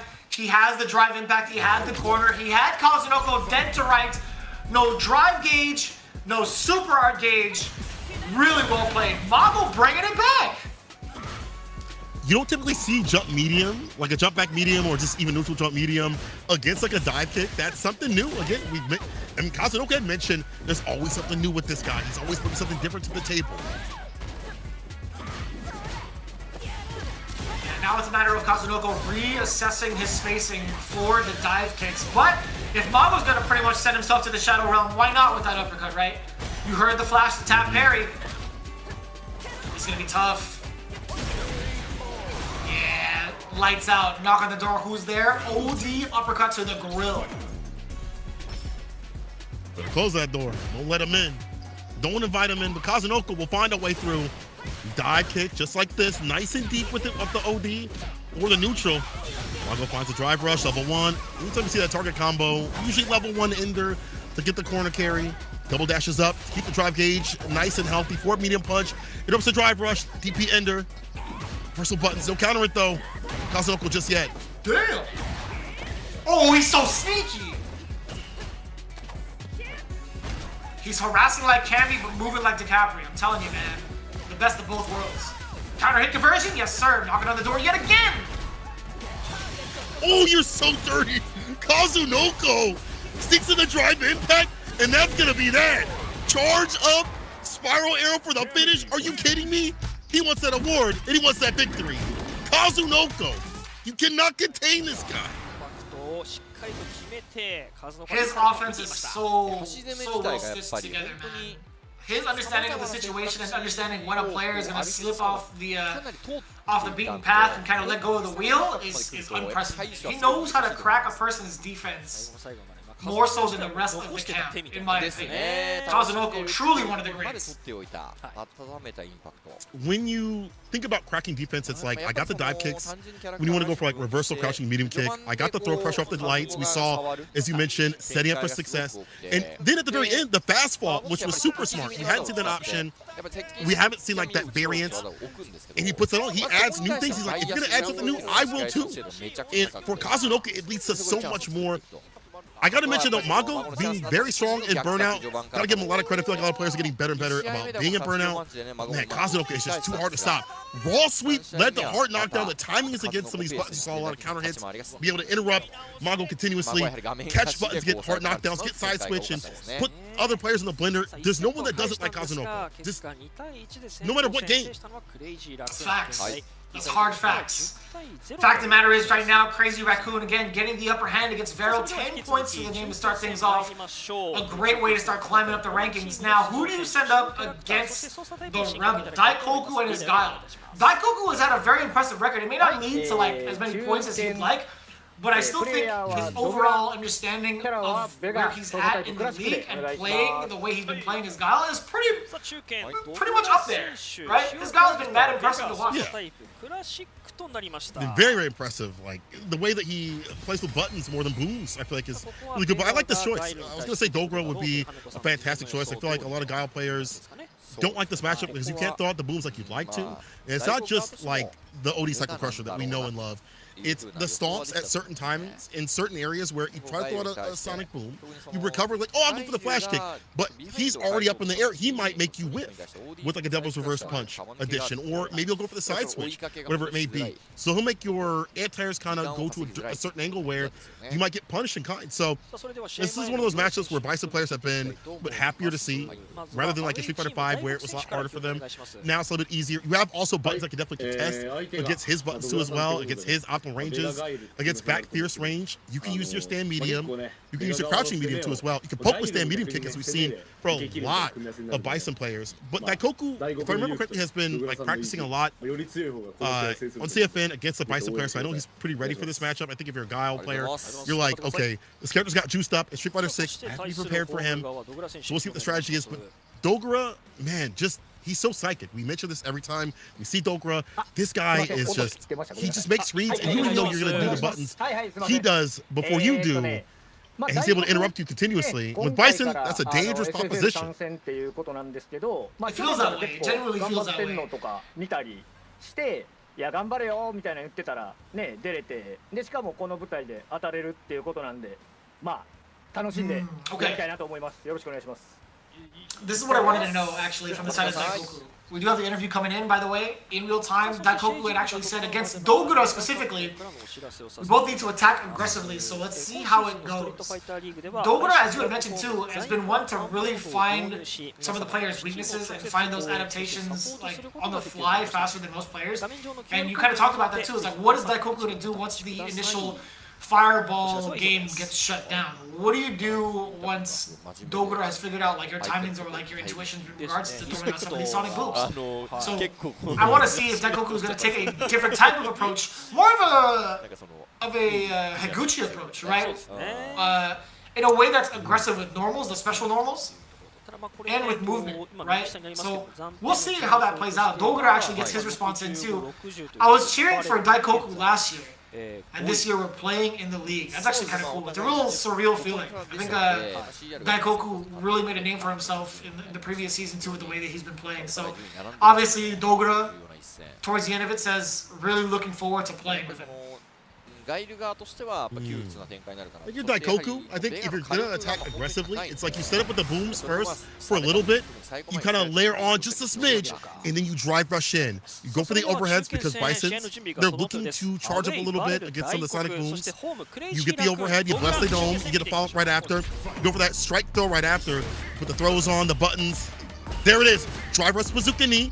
Maybe we're seeing overhead soon as well. Switching it up with like the lows as well. After peppering, and he mentioned it, aggressive is going to be the way to play, but too much on the booms and too much on the reversals. Hold back a little bit. Doesn't get the stand fierce follow-up, though.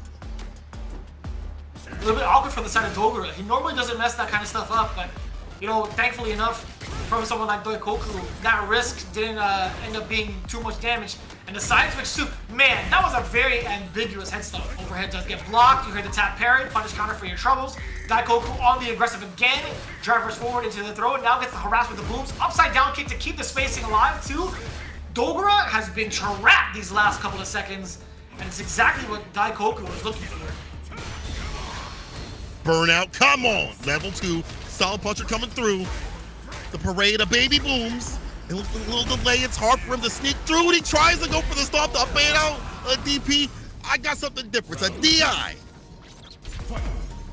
That was actually the most big brain play you can ask for. That was genius from the side of Daikoku. Really well versed in regards to the options that Bison does have to get himself around the Sonic Boom. Really well played, man. No way you catch that off of the backdash? That's crazy. This man, Daikoku, showcasing what Gao can do for the matchup, holding back, avoids a throw right after, so not even taking any damage in that sequence after the bomb hits. Scissor kick, luckily not a counter hit, could have been way worse. Ooh. And now you see Dogra afforded to hit the crouching mutant kick, the air-to-air, hell attack, stand fierce. Level 2, yes sir. Punisher. He still gets Oki off of that? Yes, man, that's such a great tool. Such a great ender and great sequencing from the side of Dogra. Knowing full well that he still had another match to play, another round to play, saving the rest of his bar. Everything's looking pretty solid, at least for Dogra in that round. However, Daikoku might have something to say now that he's got full health bar. He's got a lot of room to work with the estate. Ooh, the anti-air barely missing the mark. That's because Dogra, on the way down, didn't press a single button. He's able to anti-air with the crouch fierce though, Dogra. Perfect parry. Defense in play, and the bomb ender. With the walk-up back throw. The confidence here. Perfect parry, right back at him again. Another bomb, another help me. And a serving of damage with the OD Cycle Crusher followed after the crouching middle kick. It's the overhead extension and the bomb right after. It's a looping amount of pressure. It's an overhead again. A lot of blessings coming through from Dogra. No way, dude. No way. The gusto on this man. Level 3 raw. Send it back to the kitchen.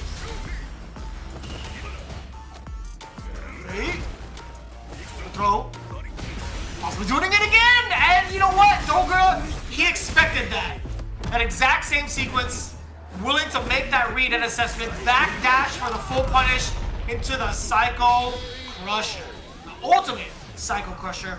Word with the finale. I like word better. I think that's just way cooler. And so is Dogra with the reads getting better with the base every so often and changing up what he's doing. You know, I feel like he's starting to also be afforded to hit the crouching medium kick. Upside down kick will catch that. We've seen it with punishes too as well. But he's adding so many other moves, so many other elements. The scissor kicks even that close that are either preemptively interrupting or catching on counter hit. Dogra with the first game. I think it really came down to who's going to be the aggressor, who's going to make the appropriate reads. Both of them actually kind of pointed that out in their pregame interview, and we're starting to see it come to fruition. An excellent choice, Sue. What a brilliant read. This guy's really put this matchup in the lab. Talk about it, man. You're going to be seeing Bisons upon Bisons in ranked. In tournament, you better get used to it. You better have something for him. When you see him, the flash kick is there as the anti-air. Meaty Boom does not falter and fall for a flash kick in a bad sort of way where it's going to whip.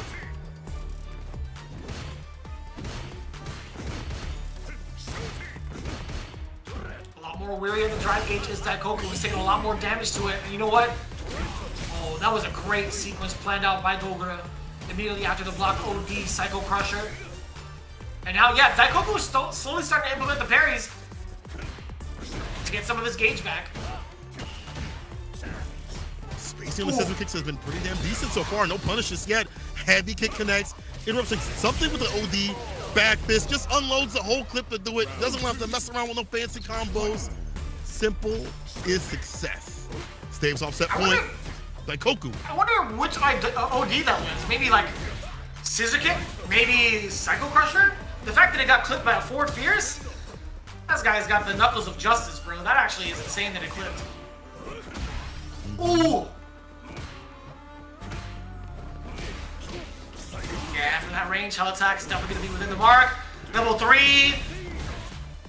Perhaps, do you need it? Level 2, Psycho Punisher. I like that. Yeah, you went for the OD version of the Psycho line, allowing yourself to get into level 2 successfully. Very good assessment there again from Dogra. Look at that match point. Very similar setting in the previous game. I see more OD usage from the side of Daikoku. Uh-oh, whip the button and the bomb is placed on the punish counter. Perfect parry and the punish right after. The two-piece flash kick, the dash up. Instead of a meaty boom, you see him now initiating with the buttons. Flash kick ender, heavy kick, drive reversal, wait a little bit. Now the pushback is so much you can't. Has the whole parry to get the bar back. Try to air grab, so tricky. It's so difficult to contest against that consistently, man. Especially at that range, too, like the way, the position that he launched from. Now swinging with the fierce is a lot more. The side switch is successful. Spend the rest of it. You have level 1. He's not going to drop this, right? Ain't no way. Level 1 for the side of Daikoku, tying it up. 1 game apiece. And you saw him comb the hair just like Guile in the intro. He is Guile through and through. It's in his DNA. Sonic booms have been fantastic, but again, the button. The initiations with the buttons have been fantastic. And if he does go for the Sonic Booms, you see a lot more OD usage. Hiroshima to kick the start of the party, ends it with the OD, places the bomb on. Perfect range for the scissor kick. No stand light kick punish from the side of Daikoku just yet. The counter is there. Flash kick ender. Yes, no longer meaty boom. It's like a blade or a jump in or a double dash out. Right. Still finding the right places for the scissor kick, but it's also Daikoku who's utilizing some of the far-reaching special normals to catch Dobra even try to press the button. The tap parry does get blown up with a throw. I don't know what it was. I mean, maybe Daikoku tried to jump out of the corner. Instead, he ate a back roundhouse right to the chin. Watch out for the Psycho Line. While it's applied, what are you going to do about it? The jump out, not going to be necessarily successful in getting himself out of the corner, but little damage is little damage. Take that. Like the reversal jab that he did right before the bomb went off. Or after the bomb went off, sorry. Oh, went for the drive impact with the OD bust through and the throw will get the kill. Again, those psychic reads. Dogra's got him. Got himself a set point scenario. Really good look from both ends too. Solid puncher coming on in, harassing the drive gauge, but more importantly, putting Dobra into the corner. Very treacherous spot as he doesn't have charge. Actually, he has charge now for the, yes sir, the head stomp. And that's a hefty price to pay, but so is this one against the overhead. You tried to sneak it in, level 3. Coming in for the side of Dobra. What's the damage on the drive gauge? Not quite burnout. Scissor kick will do. He tried it. Had enough to hold parry. One more bar. Hold parry again, try to go for the throw, the walk back. Dogra spacing out the scissor kick so well. The stand meter kick as the ruler tool. Guys had mentioned over at UFA, the jump in against the stand fierce. Too many startup frames on that. 19 frames. That's a lot to shimmy with. Cross cut, late but on time. Another read, another throw. You saw that. Dogra willing to take the backdash mid-screen against Daikoku's attempts at a throw, exposing the low now. Daikoku in a very precarious situation. The mine is applied. One more sequence. If you get got, that's it. That's lights out. I like the defense after the parry. No, he dropped it and didn't go into Soul Punisher level 1. No way, man. What a scramble. Even Daikoku laughing it off a little bit, reeled back in his seat. He missed his opportunity for Solid Puncher. Still finding his charge and going for the level 1. The big jump in now. Dobra not happy about the way the last round ended. That was in his hands. It really was. Same for Daikoku. The bomb goes off. Back heavy kick. No reversal buttons this time from Daikoku. Back throw puts him right back up in the corner. Dash up jabs. Knocking on the door. Looking for that crouching to kick the trade. He goes for the heavy right after to unleash the level 2. The Guile Glock. Not close enough for a punch with the stand light kick. Too many baby booms. The OD cuts through. And now that's burnout. Should be able to kill nice and easy and breezy right now. Kill the gauge. You kill the character. And Dobra knew what to do. Again, knows how to read players and dissect them. And what better character than Bison, than his original character we saw in Street Fighter 5. Street Fighter 6. He is just so good. Dobra. It's so hard to take something from Dobra in terms of like learning like a strategy of Bison, because what he does is like a Dobra only thing, and Daikoku is feeling it right now. It is tough to make that kind of read and assessment against someone like Daikoku. I think, you know, overall, his presence of mind to like play aggressively really paid off, I think. There were just some minor instances where Dobra made the appropriate read, right? There were moments where The throws weren't going to be as effective because of the threat of the backdash. I think Dogura's movements as to when he wanted to escape the corner with his charge head stomps was really well placed too. But Daikoku actually had some big surprises of his own too with SA1 out of that big scramble. If you're looking at the replay, that's something that was kind of unprecedented. The fact that he was still maintaining his charge and clutching out in that fashion. I would have felt terrified if I was on the side of Dogura. But fact of the matter remains, Crazy Raccoon up 20 points, 2 games in their favor under their belt. We might even see another tiebreaker as Mizuha stepping up to the plate as the anchor for VARREL. Who's going to be the person to step up for Crazy Raccoon? Do you send Shuto or do you send Bonchen?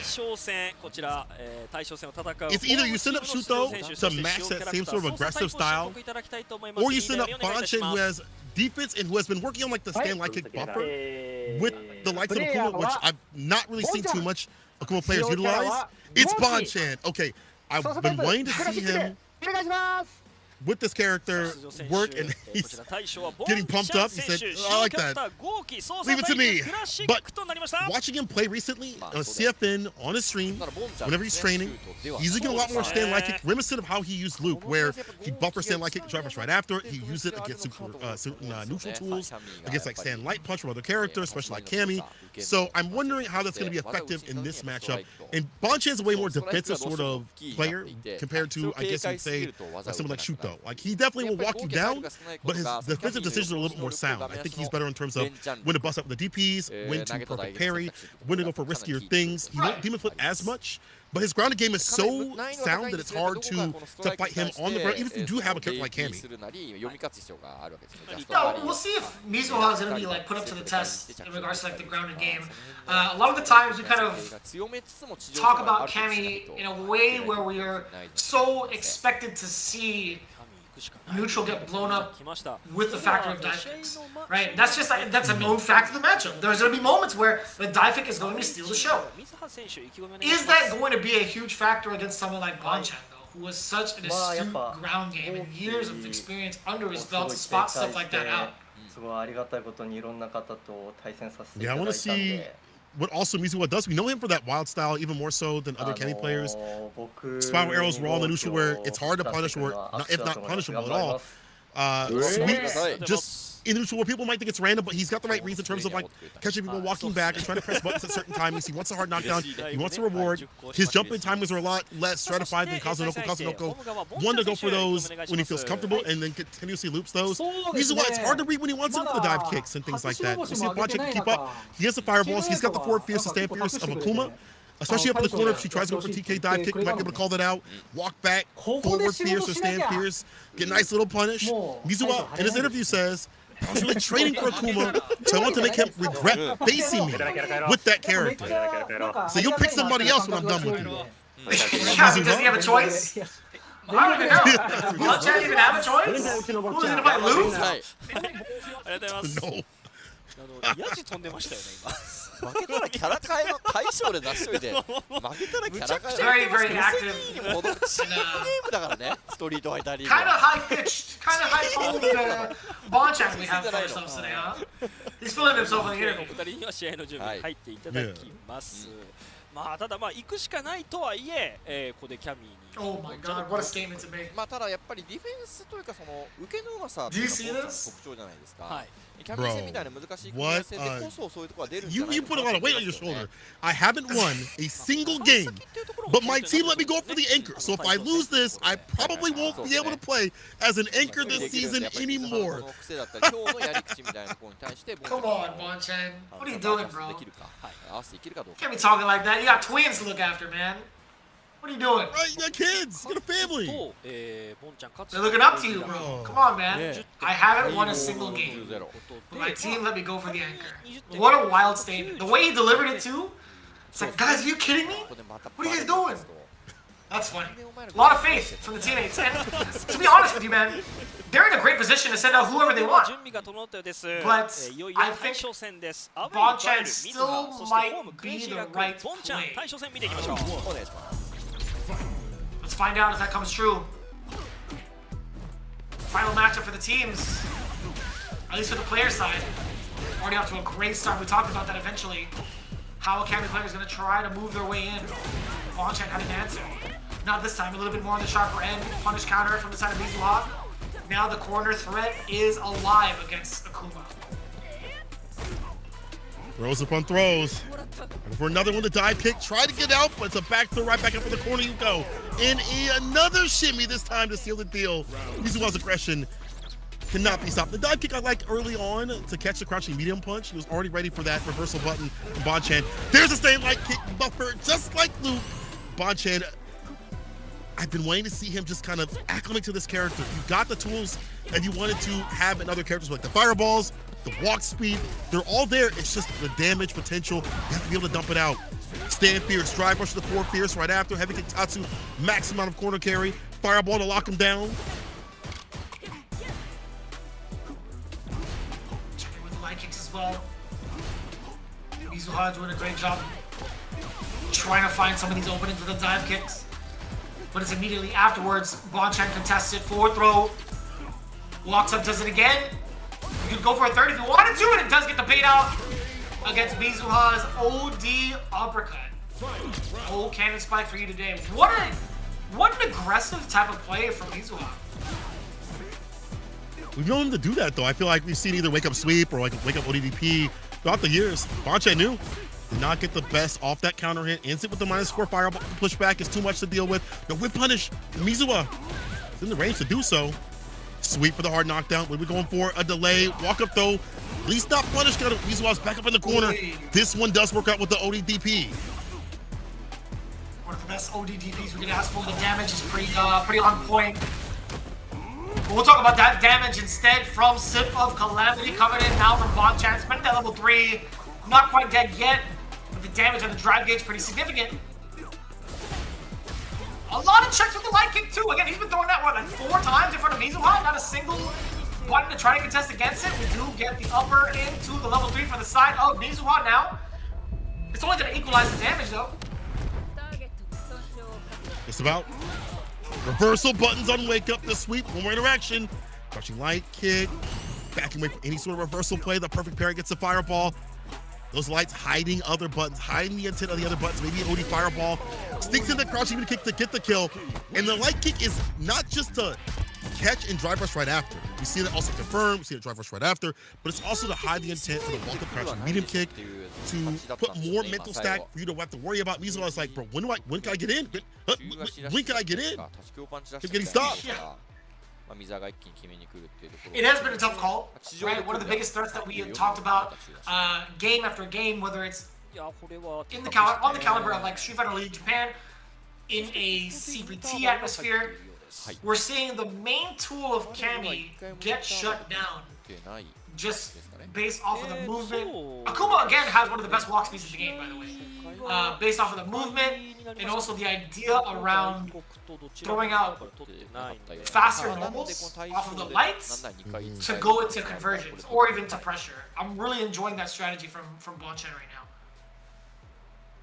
It's mostly risk averse. There's obviously ranges where we see Mizuha being able to do the dive kick. He'll read a stand light kick and then a crouching medium kick right after, and he'll go, okay, I'm gonna dive kick right after the stand light kick because I'll catch one of these buttons you're trying to hide the intent with. But more often than not, it's working out to stop the usual Mizuha pressure, that usual confidence in terms of like spiral arrow up in the neutral or dash up sweep or dash up buttons and things like that, or drive rush up. It's been able to wall him out, and again with the walk speed, the fireballs, a lot of variants that have been added on from Bonchan that's been putting Mizuha on the back foot. Only first game, but again, that stand light kick is doing so much work, and I'm so glad that we see more effectiveness with the Akuma from Bonchan, the way that he wants to play the character. It does take him a little bit to kind of acclimate to a character, a new character especially, but when he does, he is an absolute demon. One of the biggest things I do want to see Mizuha kind of adapt to is the utilization of those lights from the side of Bonchan. It's a little bit tough to try to counterpoke something like that, especially with like a crouching medium punch. You have to sort of do it preemptively if you're not used to the timing of it all. But I've seen this a lot in like higher level play where they would throw out the lights in an attempt to get the other person, the opposition, to kind of like bait out I want to say like another normal that's a little bit on the slower side, right? And then go for that whiff punch. I've seen Punk utilize that kind of tactical punch too, and throw out those lights to see if the opponent's going to even try to bite for it. So it's really difficult right now for to even say and assess what the right decision is for Mizuha from the counter poke department, right? I think Akuma's got Cammy beat for the walk speed. I think in terms of the damage output too, this is a very, very significant challenge right now for Mizuha. Despite it being only one game thus far in an anchor set, I still think it's pretty significant to note that Bonchan has been moving very well towards what Mizuha wants to do. Let's see it. Game 2. The big exposure down below. Bonchan being the aggressor now. Confidence out. That walk speed. Drive rush snap. That's what I think I want to see a little bit more is like drive rush buttons like that lead to plus scenarios, or maybe even drive rush heavy kick. Let's get the dive kick. Spiral arrow for the Yoki. Blocks out the crouch fierce, but not the crouching light kick. Caught him trying to leave. Dive kick ender. Switch up fierce. Busts the dome. You see the counter. Maybe try to go for a DP. Mistimed it. I would imagine so, yeah. That's a heavy amount of extra damage for something like Bonchan to take. But now, speaking of extra damage, you still went for the OD uppercut. That man was mad far away. Look at her, she's bleeding. And you didn't even have to spend super hard for that. Perfect parry, roundhouse starter. We might get the Imperium's end. Yes, sir. Dang, and how he goes for the damage too as well against like an OD. The way he goes for the adamant fist, he's so optimal with it. He's dealing as much damage as possible. This guy's good. He's pretty damn good. He's pretty damn good. This is Papa Bonchan we're talking about. Judge, jury, and executioner. He is no stranger when it comes to the streets. It's Mizuha right now. He's the one being put on the board. What is he going to do about the active defense that Bonchan has been showing off thus far? Let's see what happens out of this quarter. No, we don't even get that chance. Bonchan with the OD uppercut. Reversal works out for him. I'd be so jealous. And the punish with a dive kick. He has been outspacing this cat continuously with fireballs. Stand fierce. Ends it with the Imperials. And again, it's going to be the win. And Bonchan has developed such a sound strategy against Cammy and more importantly against Mizuha. Look at where he is standing. He knows what's going to happen. If you jump, I can DP. Go for a dive kick and it's misspaced. I got to stand light punch. I got to stand fierce. He's in the proper range to harass and just goad Mizuha to making mistakes. He's like, dang. Mizuha's like, dang. I thought I was prepared. He came to geography. You were not prepared, man. Math class. He is feeling himself. He's like, you guys thought he was going to be ready for me? Do you know who I am? I've been here way longer. I've been here before he was even born. This guy Bonchan has been around. I'm telling you, man. There's so much legacy behind Bonchan as a player. It's funny enough. Again, he started off as a friend of Umehara-san. He was a friend of Daigo's, and he got picked up by him over a Mahjong game. And that's what led him into playing Street Fighter in the first place. Yeah, that's been the ancient scrolls, man. That was in the ancient lore as to how Bonchan even got into fighting games in the first place. Daigo Umehara, who had scouted him out just based off of a game of Mahjong, too. So that's actually pretty wild. But as it stands, I think in relation to that story, his reads are top-notch, right? Knowing full well when to bust out with OD uppercut with a character as fragile as Akuma is what really transcends him above and beyond a lot of the other Akuma players, right? Being able to take that risk and convert it into a big W is something that's not as common in other aspects of the game, other aspects of the world, I should say, that play this game. So that was a really, really fantastic read, and you can tell Mizuha is thoroughly shook, right? It's like, dang, he really went for the ODDP. Mine didn't work. Why don't mine work? He did get one, I think, but it's not been so good for Mizuha. But for Bonchan, like, it's what also leads after that ODDP. It's back to a range where Mizuha has to work his way in. That stand light kick is the wall. The forward fierce to stand fierce are the walls. The fireballs are the walls. There's ways around those, but the ideation in that mid-screen situation has been picture perfect for Bonchan. And when he feels like he can aggress, he'll walk up for a medium kick, crouching medium kick, drive rush right after it. This is the Bonchan we've been wanting to see. His team has been wanting to see. But don't get too cocky. It's not over, Bonchan. Final game for him, but Mizuha has came back from worse in the league.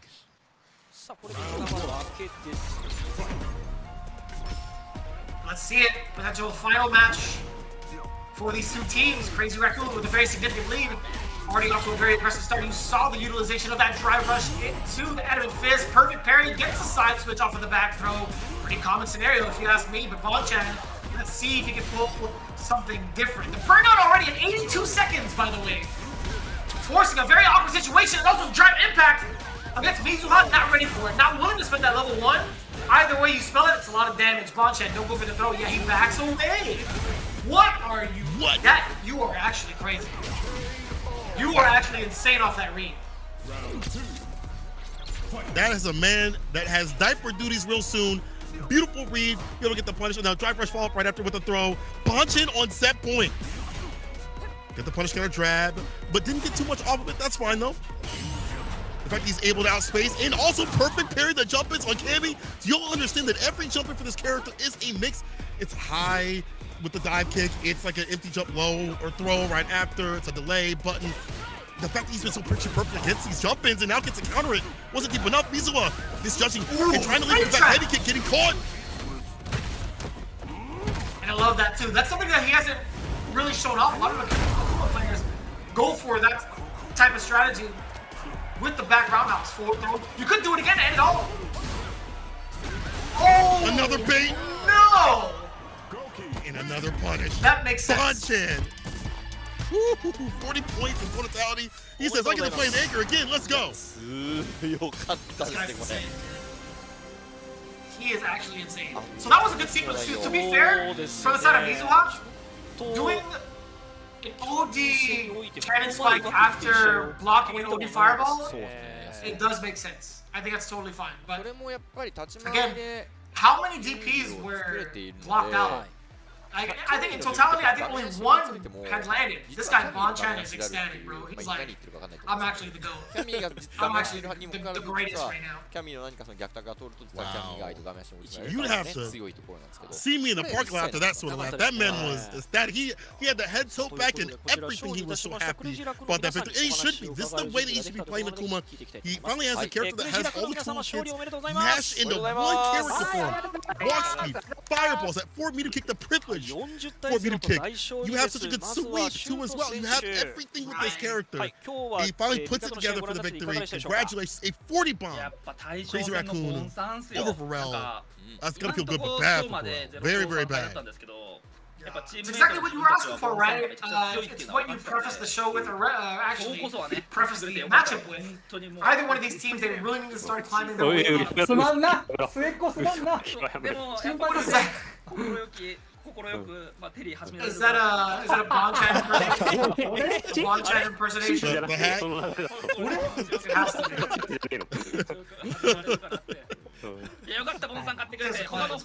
So it's cool to see the camaraderie amongst the four right now, and Shuto, I'm sure he's absolutely ecstatic, not having to play, but also just being able to watch and kind of like digest a lot of what the Akuma matchup is looking like in regards to a character that is so in the meta.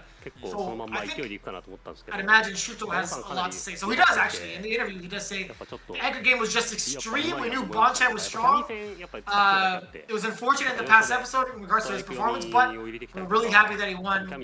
The other two were perfect as well. I'm sure, again, he was doing some sort of, you know, impersonation with the hat, the hair down low. Oh, that's so funny. Considering they both play Akuma, that's really great. But again, great adaptation to play Akuma for Bonchan. This has been a big risk for all these players to go to the DLC, to play the characters. Obviously, Bison is doing a lot of work out here. Akuma is too. But in terms of gaining points successfully, not everybody's winning with these DLC characters that are so strong. So it's good to see Bonchan get back in business. Kazunoko says, it was my game at first, but Mago was changing and trying to get the flow back. A really nice win, though. And we mentioned again that he knew that Mago was going to have some new things for him. The jump medium punch, I think, was a really good adaptation against like the dive kicks. But the way that he was playing with the fast fall, the switch ups up in the corner, to keep the pressure up in terms of a different sort of ideation up in the corner overall, Kazunoko, you can't read him. Kazunoko is one of those cats that you just can't read, as you prefaced and you mentioned previously. So Kazunoko very happy about his win, and we're going to be getting more from these interviews. But man, it's always just great watching Kazunoko play. No matter what game it is, how he's able to dissect people is none other. You have 3 players that have been visiting a lot of the international players. They would travel like country to country back in the day and really find out some of these games. All under the same team, nonetheless, 振り返っていかがですか that really does feel good too. And you have a really good like thorough spread of the meta, right? You have Bison, Cammy, 2 Akumas. You get to talk amongst yourselves about how to play certain matchups, right? I think that's just like a well-rounded camp overall. Not even just with the way they're playing 6, but the character variation and also the overall experience in fighting games to break down certain things is, in my opinion, probably the best that we can ask for in the league. So we are getting the interview now from the side of Bon-chan, very active, very animated as always. But before that, Dogura had mentioned that he was really concerned that his Oki wasn't going to be like reaching enough.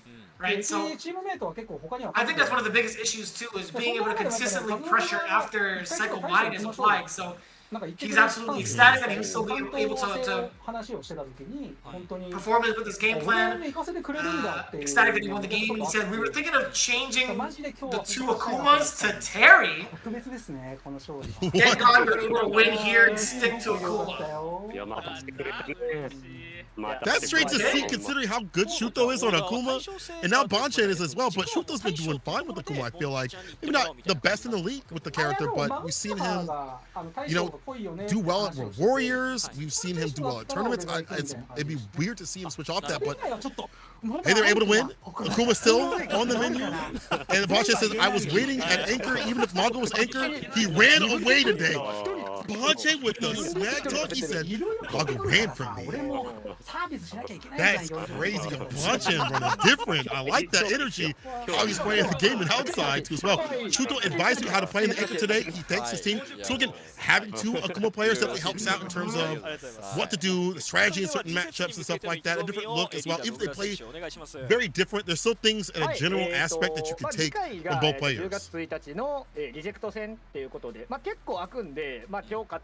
Yeah, it makes a lot of sense too, with the overall IQ and the game sense for this group of players. It makes a lot of sense that they're going to bounce off ideas from each other. They're going to bounce off who's going to be making these counter picks with the home team advantage, right? So it does make a lot of sense. The 40-point game in favor of Crazy Raccoon, absolutely well deserved. Looking forward to seeing who's going to switch up into Terry. I might just be a Terry mate myself. Like I had the luxury of being able to play him over at PAX West. This character's got the sauce, he's got the juice, he's got whatever it is that's in your fridge. He's got it, 100%. All of it. Oh man, even the season, I'm down with this. I might have to test it a little bit too. It comes out next week, so it'll be available for everybody. You're at TGS right now. I'm assuming you'll be able to be played out there. I would like to think if they have a booth. Okay. Cool. Terry will be playable at like Tokyo Game Show for sure. Oh, nice. Yeah. Hopefully we'll get some people out there testing it out and see if they can actually switch with him. Last but not least, Dogura says, next up is Reject. We're going to get some time before the game happens so we can train for it. We can't go to first place without beating Reject, so we'll do our best in the next episode. Very much so looking forward to it as we take a look at the replays. I wanted to see how much of the attempts of the uppercuts were made and actually followed through. Was that 1 out of how many? That's crazy. Out of 4, bro. Bon-chan 2 for 2. He's doing fantastic. I wish we could get a stand like hit counter though. Again, that button being utilized either on hit, on block, or just in neutral. I think really set up for success for other areas and then allow for that confidence that Bon-chan we know him for, be able to walk in. And again, the OD fireballs you mentioned, a lot of people DP there too. It makes sense, it's plus frames, you would go after, take your turn, but Bon-chan makes the higher reads, not steps ahead, but flights ahead. And so is Crazy Raccoon, 40-point baller right here over VARREL. Nice work, excellent deduction too in regards to how to break down the away team positioning. Mago, Daikoku, Mizuha falling just a little bit short. It could have gone either way, I think, from the first 2 games. But Mizuha, he has to figure it out at this point. Looking at the way he's been playing, he may not find the exact success he's looking for thus far. But again, that's the beauty of double round robin systems, right? Being able to take advantage of both the away side and the home field advantage. We'll see how it plays off for the second time around. Hopefully, we do have some of the late bloomers in VARREL making through with some of their points to make it into playoffs. But with that in mind, again, that leads us to the next couple of matches. But before we go into it, obviously a lot of the support coming in from the Japanese community. Capcom_esports is ready to follow along with all the news, latest and greatest with all the updates in regards to the viewing caravans and all the watch parties that have been happening. As you can see here, the official watch party of Street Fighter League Pro-JP 2024 with Division S Section 5 happening September 20th. That's going to be on Friday for the folks in Japan at this time. A lot of the cats that we do kind of recognize, they are returning very familiar faces, being a part of the official watch party. So it's really, really cool to see this type of support continuously from the fans over in Japan. It's great from people that maybe aren't as endowed with like fighting games, or maybe are just tangentially or getting into it. You see a lot of love. I'm sure we see a lot of love for all the Capcom games out there at the Tokyo Game Show. I wish I was out there not only to play Terry, but also play Dead Rising, bro. The new remake looks super something that comes out this week or next week, bro. I can't wait for it. I can't wait to spend 72 real hours playing that game. It's great. Yes, it's gonna be so cool. Like, I've had so much time invested in that game, just trying to unlock the Rockman suit, the Mega Man suit. Dude, there's been so many changes to this game that I saw over at PAX West.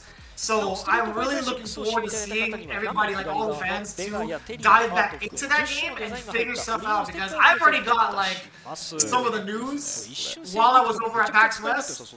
So there's a lot that goes into the remake of Dead Rising, but there's a lot going on too in the realm of Street Fighter 6. Terry is pretty much right around the corner. I need to get the Terry exclusive sticker now. I need to get the Bison exclusive sticker now as well. This is kind of crazy. Dude, we even have the Marvel stuff. Look at that. We have like the Marvel Arcade Collection stickers. This is kind of sick. I need these. But right now, we need more action after this break. Belc Fan Gaming versus Yogibo Reject coming up. Do not go anywhere. Don't miss some of the greatest action you're going to see thus far. We'll see you in a second. 約10分後21時、こちら23分頃、21時23分頃予定しております。それでは一旦失礼いたします。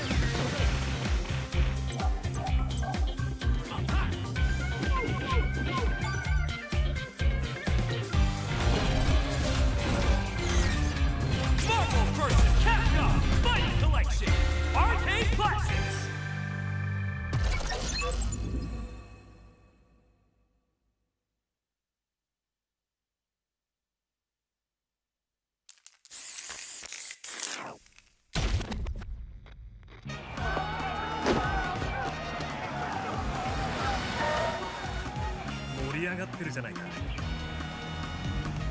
俺は旅を続ける。新しい場所で新しい風に吹かれていい戦いをして気分よく飲んで食べて全く悪くない。一杯おごるぜ。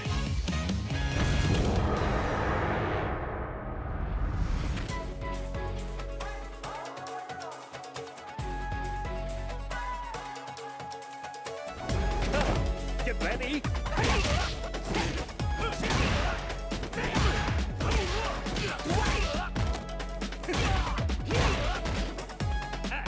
Come on!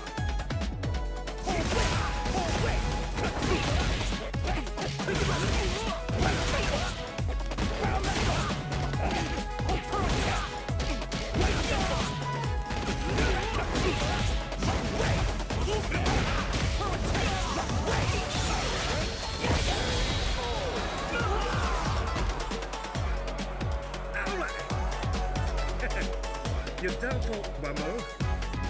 You're ready for a beatdown.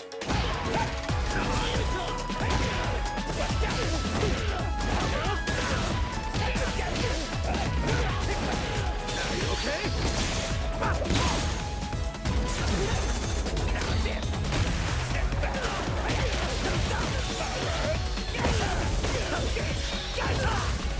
Yeah, baby.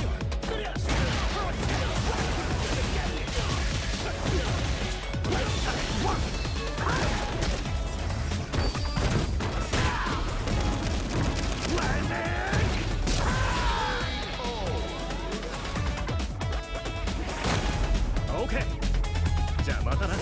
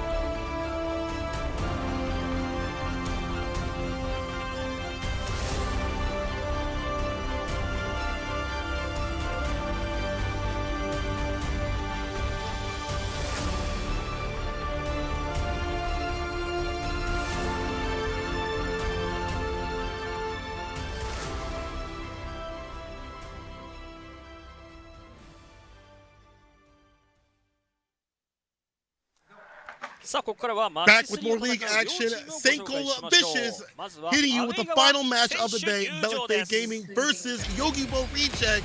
Let's take a look at the away side, Belc Gaming. Down and dirty, but they'll have to work their way out with the pad master himself, TS, putting people to rest with the Kin, but more importantly, the Akuma, the Shoto Master. But speaking of Shoto Masters, when it comes to him, it's over. Perryman himself, Ryukichi on the Kin, technician, putting hands on man. Now, right after that's going to be the Eyes of Desperation, always open, always prepared to see every frame. So Ryusei coming through with the Bison, and maybe other characters too, depending on the matchup. Last and leading the charge is the strongest spear on point. It is Sakunoko still in charge, is still on charge with the Chun-Li, but also the Akuma. This team only has 10 points to their name. Today is the day they need to rise to the occasion. And that's something that's so interesting to say too, with like the players too. With, as little points as they have, I know for sure they have the potential in it. But let's talk about the potential from the other side, and you guys already know what's coming. From Yogibo Reject, you guys may or may not have seen the team up until this point, but let me tell you, when they made their intro video on social media talking about their overall team and who they picked up, brother, best believe everybody was excited, and for a very good reason. Let's talk about it. Yogibo Reject coming in from the home side. The Korean Golden Finger, the Shark, one of the most dangerous people with Ed in the world, being a part of Yogibo Reject, followed by Torimeshi, the High Priest, coming in with the Dawson blade, always figuring out something new. Let's see if he has it in him to be the counter pick. Followed by the one who is lightning fast. It is Akira, one finger in the air because that's the only time you'll see him. You blink, it's over. The FG Scout from Tokido as the leader of them all. A great toolage of someone like him. He has been a super genius to fight against for a very, very long time. So it feels great to have him at the helm for a team like Yogibo Reject. But we'll see right now, being at the home team, they're all pointing towards each other. I love the support and I love the animation too, or the animated expressions from them. Going into it, right? You're looking at the current roster of the away squad, which is going to be revealed in just a bit. You're looking at mostly Shotos as a potential for Valve Gaming, right? Let's take a look exactly what that order is going to be. Of course, it's going to be TS with Ken starting things off. He still is looking for ports under his belt, being one of the first, or actually one of the newer kids on the block in the realm of Street Fighter League. Ryusei followed up with the Bison, then Ryukichi with Ken. I feel like, in my opinion, this might be a much more lenient effort of choice for Yogibo Reject because they're so used to these characters already being out there in the wild and in the current meta. Yeah, 100%. I think this definitely favors Yogibo Reject in a few ways. Matchups as well, but as you mentioned, you have Tokido on your team, really have good ideation against Ken, just which you'll be seeing quite a bit. So TS might have to switch a little bit later on. We'll see if that happens. But I think for Yogibo Reject also, you know, speaking of matchups, you have Cammy for Akira. We haven't seen him play in a while. It's time for him to come through in that second position. I think for the first position, you put up maybe a mirror match with Tokido, and you end it with possibly Lashar. Actually, yeah, you end it with Lashar. I've been watching Ryukichi lately. His anti-ed stuff hasn't been fully developed on CFN. Now that's CFN. That could be tournament time, could be different, but it still feels like he's trying to find a way to fight that character. Can I be weird on this just for a second? Can I be weird in saying that I like Torimeshi fighting off against Bison? Can I just say that maybe he might be the one to put Bison in place? You know, Problem X, I think he said that matchup was even. When I talked to him at Cream City, he said he felt that matchup was overall even, despite what people may think in terms of like the OD Psycho Crusher and stuff. It's gonna actually be the Ed play right off the rip. They're sending him out against TS. On paper, strange, but you know what? There must be a strategy against that. It might be an idea or a motive between like getting guaranteed points, and it's not like a slight at TS. It's more so talking about how talented Lashar is. Like, we've had so much more exposure of Lashar on a world scale, on an international basis. It's hard to even contest that kind of statement to make from Lashar, right? Lashar is just that dude. He's already been proven both in an anchor spot, on a regular 10-point spot. He is known to be one of the biggest threats, even not even just the team, but possibly in the world, right? Lashar has been the end player that everybody's been looking forward to chasing down and taking down. Yeah, I agree with that. It's wild to see him not against Ryukichi, but maybe that is partially because Lashar Ryukichi probably played a lot during EWC. Maybe they don't want to have someone that has the data on them, and it's a little bit of a risk. But I think you're right in terms of, like, we see Lashar at a world scale continuously. We've seen him work out at Street Fighter League. TS has not found success. It's not that he's not a strong player. We've seen him be a training partner, not dummy, a training partner for all these players. In the previous league, you see a lot of people playing against Ken, and TS would be that guy, right? But in terms of, like, tournament, in terms of being out and traveling, he doesn't really do that often. He's kind of, I don't want to say new that sort of competition, but he hasn't had the results just yet, especially in League. He has the ability, he has the technique, he has the combos down. It's accessing those things. We've seen him drop things, not being able to access things, get frustrated as well. So seeing him go back to Ken, going back to basics may help him out. We'll see how that happens, but Lashar is so well in that matchup that it's going to be difficult. I'm not going to lie, TS is, has a hill to climb right now. Lashar is playing against some of the best, if not the best Ken players in the business. He has one on his team. It's kind of good luck, you know? Yeah, that is a fair assessment. That is a fair assessment. A little bit of a side note, too. The fact that Lashar is brushing up on his Japanese little by little, and also, like, being efficient enough to, like, speak it on the broadcast, that takes a lot of guts, man. Shout outs to him for being able to, like, pick up the language and execute in an atmosphere like Street Fighter League Japan. I know Fuku Tamete had actually been talking to us about that on social media. Both Tenkola and myself had actually been in the know in regards to, like, how much Lashar has been putting into the work behind figuring out the matchups, team synergies with the players, but more importantly, learning the Japanese language. This guy is, like, a workaholic on all fronts, and it's very impressive. Again, Lashar, very, very inspirational type of end player too, and a very inspirational person in general. So it's cool to see him out here being picked up in the realm of Street Fighter League. TS, man, he's got a lot on his plate. He's got a lot to kind of consider in regards to the matchup itself. You're facing off against one of the best end players. You're facing off against somebody who knows the matchup because of somebody like Tokido, who's one of the best to ever do it, in my opinion. So what do you bring differently? I feel like that answer can be found with his own teammates via Ryukichi. So I think TS not going to be in too bad shape, at least out the gate. We'll see if he decides to play a different type of Ken against Lashar. I will say though, you at least have Kosa to go off of and what he's been able to do. Yeah, nice and close with the drive rush jab, the fireballs. Once you get put on the pressure, I feel like Kosa's kind of like the blueprint in terms of how to fight Ed with Ken. We'll see if we can keep up this pressure. Make some bait up the throw. That was a delayed throw too as well. The punish with the crouch fears. So another one. KTS. We put some respect on your name. Woo. He was on beat too. He was looking like a DJ, man. He went from TS to Tiesto. He was throwing down the club with some of these beats. I like that combo. And again, a very fiery start.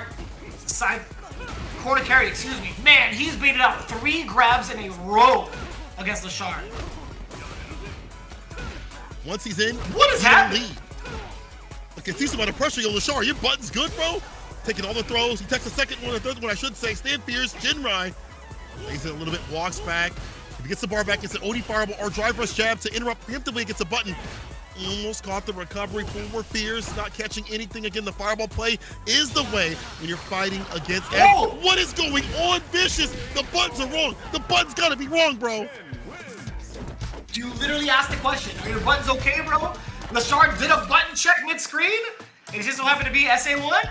And TS is like, you know what? We'll take those. We appreciate it. Wow. This is very uncharacteristic of Lashar. Even that drop is too as well. We'll have to see if he's able to ride it back. I don't know if it's nerves or what it could be. not even getting the delay for the cross-cut uppercut. Does find a way out of the side, though, with the dash, good awareness, good presence of mind to check the neutral jump from TS. Tapping a little bit on the legs. Oh, the uppercut, get off of me. Strange fireball pressure. Jumps back, trying to get the jump in again. Let's get the side switch, put the drive rush back throw. Puts him close to West Coast. Need OD fireball. Actually a toe tap instead. Drive rush light. There's a bait on the throw. There we go. Lashar looking a little bit more clean and pristine like we know him to be.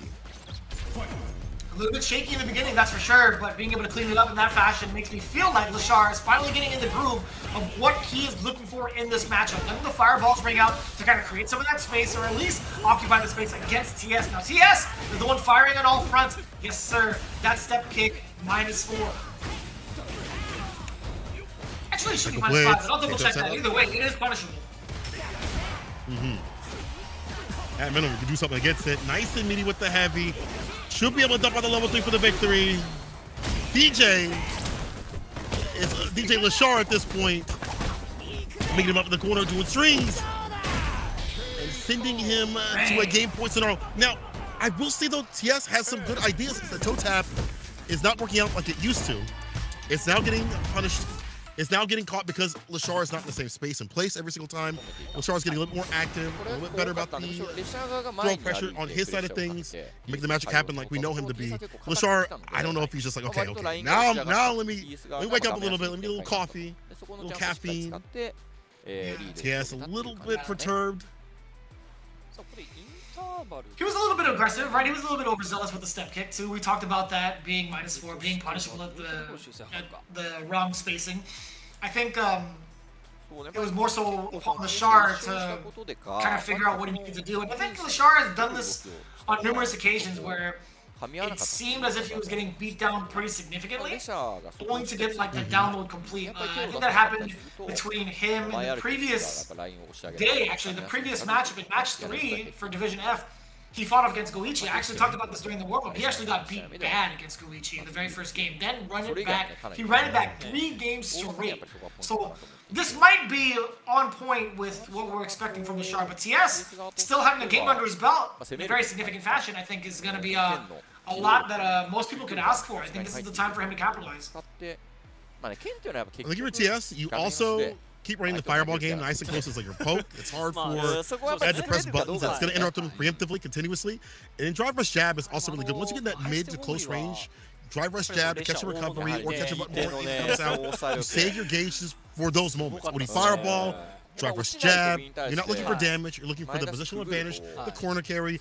Then you go to work. That's where Ed is going to be on the back foot more often than not. Slower ODDP, slower reversal. So we'll be able to kind of put the pressure on continuously.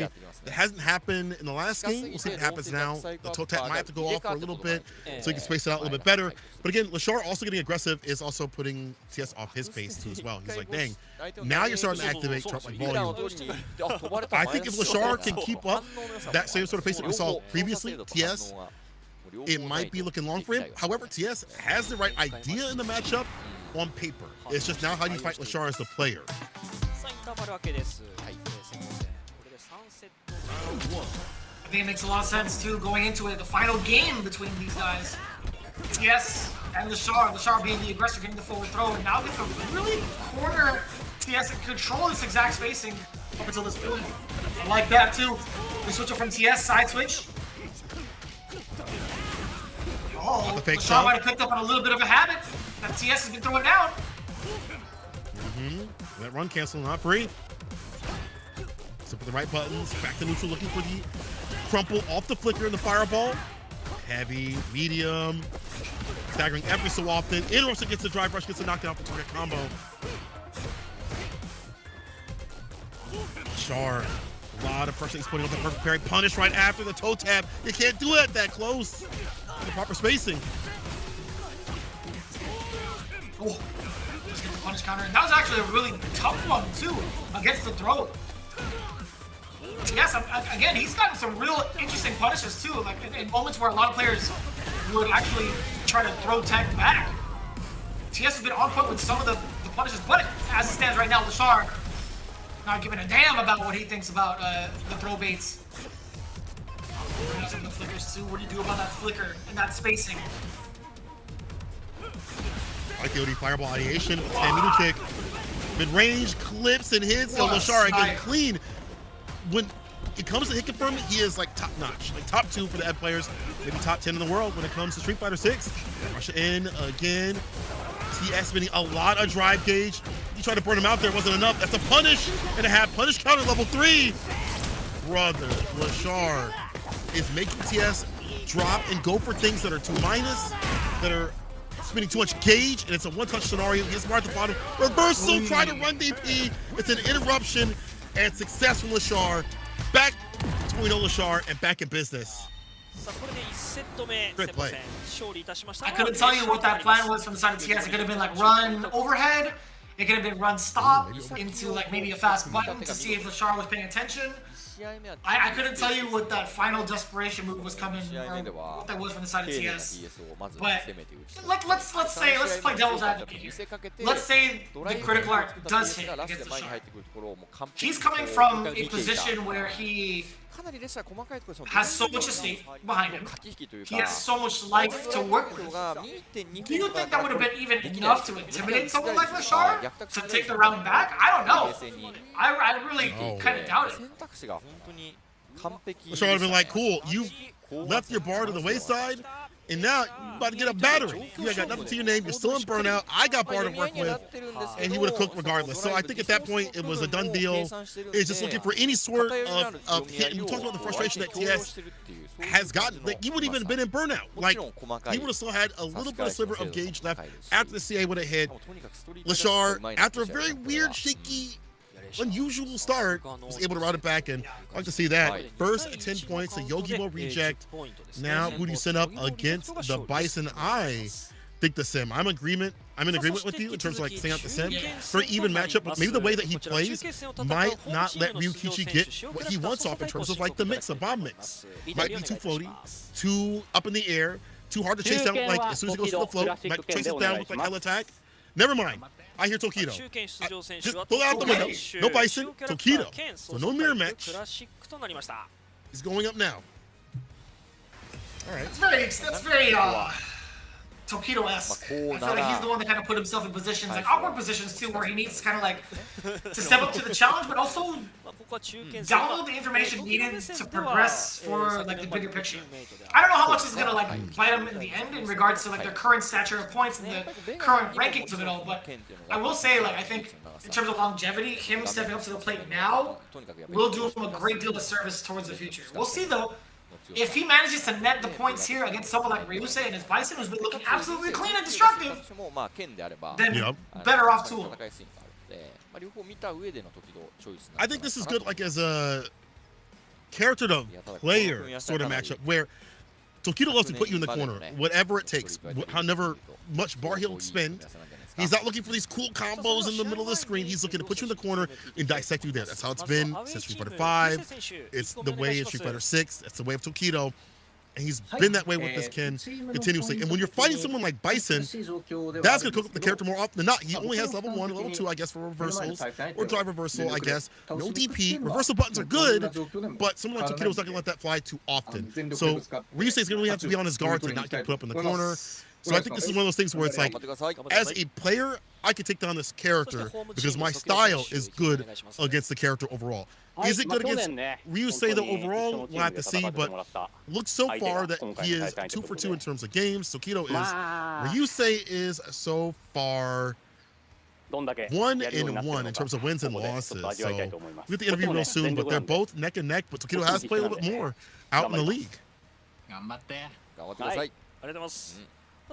are getting the interviews coming in, and despite the similar records between the two players as individuals, I think you can also say sort of the same in regards to the standings between Fab Gaming and Yogibo Reject, right? Yeah, Ryusei, he mentioned it earlier in his interview. The team is currently in bad shape, but personally, I just want to win the game in front of me, and I want to do my best, which is pretty standard. I feel like that was the kind of positioning that Ryusei was in for like previous games, right, in like previous seasons of Street Fighter League, where he's like, you know what, it's not gonna do me any good to worry about where the team is at. let me try to net these W's for myself, first and foremost, to see if everything that I've been working on is actually working. And I think the perspective that Ryusei has is very much so of a professional's perspective too, so I think it's very much so a great answer towards the interview. But Tokido, he's on the same boat, right? He actually had mentioned it earlier. He just says, I'm excited to see if there's any of Ryusei's clothes today from last season. I love that. I really do enjoy that. All right, here we go. Ryusei versus Tokido, game number 2. Man just want to fight. Trade. Stand. Fierce gets interrupted with stand medium kick. Full target combo, drive rush throw. Those matches, we definitely cannot throw a bad scissor kick. You have to space everything out perfectly. That stand line kick from the Shotokan master at his kin will take you down. Oh. Even whipping at that distance, it's still a stand medium kick. As you see, calls out the throw with neutral jump, fierce.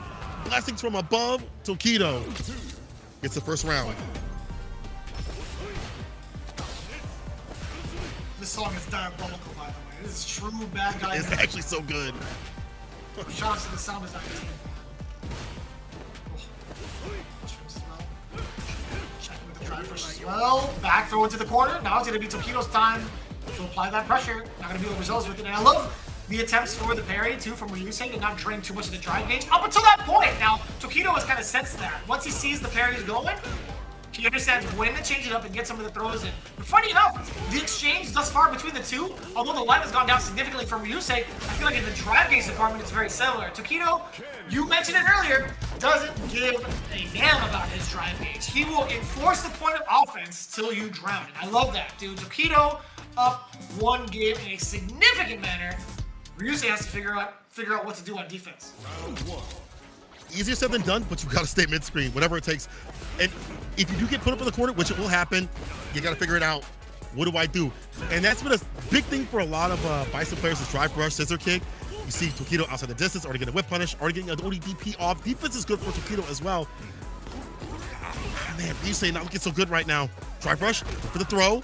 Now it's Tokido's time to be up in the corner. Plus, trade, you'll take that. Hell, nah, too much recovery.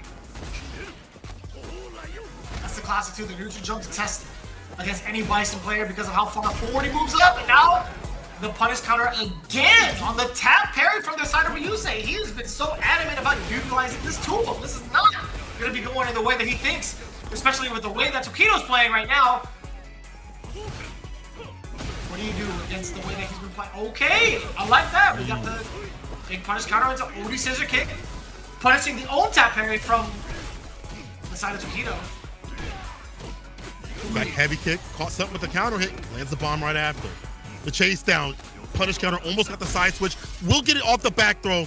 Don't let it be you. You're caught up in the corner. There's a level 3. We talked about how Tokido would spin that bar to keep the pressure on. Throw loops continuously, going for the jabs to find an opening. Defense, a stare down, back heavy kick. You better end the round, my friend. He spins a level 3. That's a lot of bar to spin to get the win, but had to do so. Too much pressure. You see the bar at the bottom of Tokido. Do whatever it takes to get the kill. Yeah. Although it was a very expensive round, there were variations of the combo round where he could have gone into like maybe, I don't even know, maybe it's like a level 1 perhaps, but either way, getting the round is so important. Someone like Ryusei. It's like a line. The big trade-off! You attempted to press a button there, Tokido! He already knew he shouldn't have pressed the button, but he did it anyway. Bomb overhead, not the proper follow-up. That was supposed to be a jump medium, I feel. Doesn't matter. As I'm caught up in the corner, he's the one dissecting Tokido. He is putting the doctor on the gurney, and this is just the reverse in terms of what you want to see from these players. Usually it's Tokido dissecting. We just saw that happening, but now he's a dissector. It's not even a word. I don't know. What I do know is Ryusei is hooking up Tokido in the corner. And it's the final game between the two. I'll look that up later. He went from player to chef in a single round, right? He's the one cooking Tokido now. I can get behind that. And yeah, Tokido is slouched, brother. He was maximum slouch. There were so many different looks on his vertebrae, brother. He was not happy about the way that played out, to the point where he had to like sit a certain type of way. He's gonna be discussing it amongst his teammates, though. There was a moment that was kind of sus in regards to like him pressing a button after 結構もつれるシ two ーンがあ instances, っ right? て、時々側も He had the mine already applied to し him. たんだけど恨めるみた And い it な。 was after a back roundhouse. 膝が You press a button after a +1 scenario? ベガの攻め止められたものの、 Especially when the bombs would explode? まあ前がついてるやっぱ直縁状態で、そこのその技の選択 It's very, very risky. We've seen that that's such a big tool for Ryusei as like an entry point, as a neutral button. That's literally one of his biggest openers is driver spec heavy kick. Tokido even only DP'd that, so he knows that's like a button. He knows the result of that button. We've seen the counters come through from that button, but yet Tokido tried and got for that. And again, that corner pressure, lay mediums and things like that every so often, keeping the gauge up in terms of the bar at the bottom for SA gauge, for the finish, or drive gauge to continue the combo and continue the pressure, the driver's overhead. Ryusei keeping the gauge up, keeping the resources up to loop the pressure on is been what you should do as Bison. Has been really good, and we haven't seen Tokido been able to stop that. There was a moment of him being able to stop like driver scissor kick or the neutral scissor kicks that we see up in the neutral, but it hasn't been enough when he gets up in the corner. So it's now a game of who can get the other person in the corner and dissect them for the win. That has been the name of the game as these games have gone on, and that'll be, I bet, how the next game ends. Who will be the dissected and who will be the dissector, huh? Is that what you're trying to lay down? You're trying to lay down the law between these two fellas? It's going to be Ryusei versus Tokido going into the final game for the middle spot as we get ourselves ready for the anchor. The fact remains, though, both of these teams can use as many points as possible, man. Just looking at the rankings. Let's see it. Here we go. Already up to a very aggressive start from both ends. Ryusei being the most susceptible to the punish counter just based off of that neutral jump from Tokido. What a reaction, though. That's the classic against Bison. Neutral jump, low blow. Things you would see from the character. Risky sweep. Corner carry.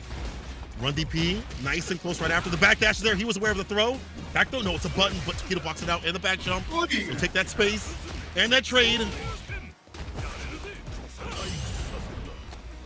Ooh, still get the perfect parry? I see. Ah, very sneaky over that back throw. I appreciate that. Not gonna spend anything. Other than the leader. Drive game. With the stand fierce. I feel like a lot of Bison players, they love the reward for the +1 scenario. You love the punish that comes through with the punish counter, but the startup is too much, and people are already jumping out before that button even comes out. It's very risky. You have to go for the stand medium or crouching medium punch for a shimmy. Set point now for Tokido. Top parry. Very delayed throw. Dashes up, trying to throw again. Tokido putting himself out of the corner. Has a lot of space to work with the estate behind him, but what do you do now? No anti-airs in sight. To be fair, it's very difficult to the way that Bison navigates his way through the skies. Standing medium punches again, not even trying to contest it. Tokido very reluctant to press buttons now. Up until that point. Level 3 coming on in now. The damage significant. Damaging the drive gauge, also on par. But now, what do you do to force the burnout? Roundhouse. Excellent choice. I like that. Gen Rise for days. You have the bar at the bottom for the super. Jump fierce. Oh, did he get the scissor kick combo that he wanted? That's unfortunate. I caught for the corner. Look at the reversal throw. It's a blown up. It's Tokido taking the victory. And you just see him walking back, avoiding any sort of super situation or neutral jumping. Either way, again, the dissector doing his proper job and not letting Ryusei take his. And again, we talked about it. It's either going to be one of these cats winning it in the corner. It's Tokido taking it. Ryusei's like, damn, what happened? You got to drive rush check continuously. The jabs, man. That's what happened. Bow, those. The Hajime no Ippos. The setups. That's tough. That's a tough thing to digest. Tokido, though, albeit a little bit weary in the beginning. Granted, he got the first game. Second game was looking a little bit more shaky. I'm glad he was still able to clutch it out towards the end. 2 games in his favor. Another 10 points for the side of Yogibo Rejects. 20 points to their name. But yeah, you're looking at the way that it kind of played out. I think his direct throw game was so menacing. That standoff also just as menacing. It was a matter of who was going to press the wrong button first. But luckily enough for Ryusei, I think that's a safe call too. Crouching medium punch, not punishable in any regard, right? And also being at 0 on block, if I'm not mistaken. No, actually, I think it might be negative. But either way you spin it, you're not punishable. right? Frame data kind of out the window for me right now. But fact of the matter is, crouching medium punch or stand medium punch not going to be punishable regardless, right? So despite all that, Tokido walking away the winner, not able to see the growth that he was looking for from Ryusei just yet. I wonder what kind of words you have to say to him afterwards, because I know they were very, very close in regards to like both their paths on their way to becoming like pro Street Fighter 6 players. So kind of curious about that. But now we're getting the final picks.さあ来ました。大将出場選手、アキラ選手。Wait, hold on now. キャミ操作タイプクラッシュ。That was a fake out. Akira? Finally, we get to see Akira. I've seen Twitter harass this guy. You gotta play, bro. You gotta play. We need to see you play more often. We gotta see him play more often. On his like his Twitter, I see people being like, you gotta play more often. We want to see the Lightning Speed Star come up. This is his very first game. I had to be reminded every time I see someone say that. I'm like, I could have sworn he played. No, it's the first time he's played. I go to the stream, he's like, yeah, I haven't played yet, man. But you'll see me soon. We're seeing him right now. Anchor position. And that's funny too, because Ryukichi also has a pocket cannon, right? We've seen him bust it out even in the league. So I wonder how much that really pays off for someone like Ryukichi to actually like play the character at a high level and understand the tendencies and nuances of what the character wants to do. It's just, I don't know how effective that would be against someone like a Akira, right? Akira has been very innovative type of Kami that we were exposed to both in Street Fighter 5, Season 1 of Street Fighter 6, but I wonder how much of a difference it's going to make in regards to like how established the character is already. Like how much more can you add on as your character in the current meta? I'm sure Ryukichi has already had that exposure also, being able to play off against some of the giants internationally over on EWC stage. Being against, play against Pong, the other Kami players, people that are picking up Kami too as well that have their own sort of style like Phenom. It's got to help, but Akira is so different. He is a Lightning Speed Star for a reason. He is just so quick. He's dive kicking continuously. Sometimes he'll do 3 dive kicks in a row. Sometimes he'll wake up TK dive kicks multiple times. You don't expect when he does things, but that as soon as you realize that you're an Oki, it's just continuous amount of just steamrolling from him, get the win. And their days are hot or cold, but there's a he's been especially in the league. So Ryukichi said, same former Hiroshima player, really excited to play him. Ryujek is just on fire, so I just want to get the 20 points. And they need those 20 points. Again, to remind you all, Faith only has 10 points to their name in totality. They need as many as possible right now to at least, at the very least, tie it up. Tie it up in this general match right now to get 25 points in total. Possibility of that. It's kind of wild too. Akira coming in from his interview as well. I understand why the commentators are chuckling at this one. I haven't played since last September. What? It's been that long? We literally haven't seen him on the stage since last September. Can you believe that? Wow. I believe that. A whole year. I really do. That's wild. He's been in jail for like a year of like Street Fighter jail. Come on, man. It's time to let the Speed Star free. Okay, we're gonna see it. The anchor match coming your way. Ryukichi versus Akira. Ken versus Kami. Low and exposed, low medium kick. Does the corner carry. Starting things off in the exact manner as you would expect from a Ken player. Back to back throws. Oh, DDP immediately after the parry. Well, I believe for free, you have to pay the toll. The jab against the dive kick. I don't recall if it was you or Jammers, probably both, that said that Ryukichi has a lot of anti-Kami tools. He finds the crouching kick drive rush. Side switch level 1 to get it done. Ryukichi is ready for damn near everything. Even that dive kick, he had the jab. Ready to convert into damage. This guy is a technician. He is ready to employ every combo that you have and haven't seen with this character, and ready with the anti-airs against the dive kick.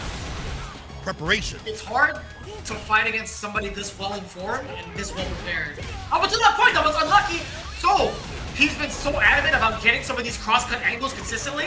That's the first time we've actually seen him really miss that. Oh, wow, that was. What that was. You know what? I'm gonna tell you what. I'm gonna be straight and true on this one. That was mashing. That was mashing. There's no way, there's no other way to cut that. Crouching heavy punch into OU Dragon Punch, that is a classic rank mashing technique. Got mauled for mashing, and now he's going right back to the corner. That's been a problem with Ryukichi. I feel like he's like swinging for the fences sometimes to find those fancy combos and hiccups and things like that. He'd like to do it for doubling up the damage. We saw him get better and better about that neutral, but when presented with the problem, he's got to be able to employ that neutral to be able to be confident without going into problematic things that get the run DP. I knew, yeah, that maybe wouldn't have reached. Fast fall, able to get the counter hit. Stand fierce, reversal jab, no anti right there. But it just yet. Gets the crouching with a kick, one cancel. Level 3. Well played. Might be enough. What am I saying? Of course it's enough. Perfect damage calculation. No doubt about it. Ryukichi starting off real strong and intimidating. It's his former teammate. Akira looking a little perplexed. He's like, dang, didn't you just wake up Crouch Fierce DP? Didn't you just, wasn't that you? You play like that? But that's the adaptation you want to see from Ryukichi, is being able to employ a different sort of neutral where you're not swinging for the fences all the time. You're looking for their reactions, their moments, their habits and things like that. You're not playing that one-player game where you're trying to find that sick combo at the very end to double the damage. You're looking to play around that other person. There's another person on the other side of the screen. Ryukichi even himself has said, I have issues with that. And we saw him almost be taught by Xiao Hai at EWC. I feel like that was the moment where he was like, wait, I can play this in a more neutral fashion. And now we're seeing it back again. He's like, okay, let me slow down. Let me see what you're doing, and then take you down by finding the conversions that are given to me. You know, don't overextend too far. Don't do wild things on wake up. Let me just do the neutral style again that I know I can do. I think that makes a lot of sense too. Akira, there's got to be a different look. I think every single option that he's approached with on offense has been blown up sky high. I think it's just because of the overall exposure and game sense that Ryukichi possesses on a global scale in comparison to someone like Akira. When you watch his work on stream, majority of the time it's he'll play for his fans, playing on rank for a couple of hours. Every so often he'll hit up somebody for a scrimmage in a custom lobby. But I think most of his hours are going into rank. So it's like, how do you compare to somebody who has been a part of a Topanga League, who has seen a lot of success there, worked his way through to EVO, worked his way through to EWC. This cat has got a lot of exposure to a lot of high-end competitors. Akira, I don't know if he was following suit in regards to his current travel journeys, but the fact still remains, what other look are you going to give as a Kami player, as someone who's well-versed in the matchup? I almost want to say go against your instincts and keep it more grounded. If you're Akira, I want to see more grounded play to establish the dive kicks. When you watch Kazunoko or other Kami players, or when Akira is more confident in a matchup, he's able to be really grounded and poke away with like stand medium kick especially. That's been a big proponent. Heavy kick I'd like to see a lot more. Even if you're going to drive rush up, use that button every so often. I see that a lot for the Kami players now to use against like the stand jab that Kim players would employ. So switch it up a little bit on the ground. The aerial approach is not really working out. Sometimes he's able to catch him lacking against like a cross-up DP. But someone like Ryukichi isn't always going to be slack. He's got the stand fierce. He's got the jab. He's got the conversions right after to kill you for a bad dive kick. So stay grounded. A lot of deliberation, excuse me, between the teammates. Going into the second game, Ryukichi already starting off in a very similar fashion too with the corner carry. Not going to go into the double throw that we expected. He's going to be backing off. Pretty wise decision.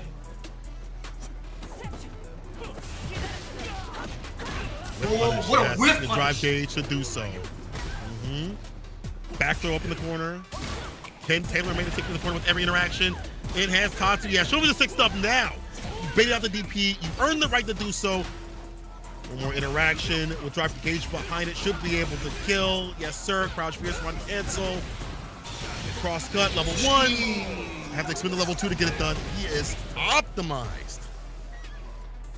That was disgusting. And I think like the sequencing behind it too, building up so much bar for yourself was really, really well played. Yeah, we got the option select on deck. All right, Akira is at least paying attention to what Ryukichi is doing with his bar. Very close to burnout. Akira could really take advantage of this situation if he manages to call it out correctly against Ryukichi. You still managed to sneak in a crouch jab after that sequence? Wow. Oh no. Akira, burn out first. Oh. That could have been it. That could have been it. The market could have been built up. Level 2 as well. Still, Rikichi, his game to win. Gonna get in to do so though. Goes up the bar with the fireballs. Hard to spin knuckle. No! Gets a jump in instead.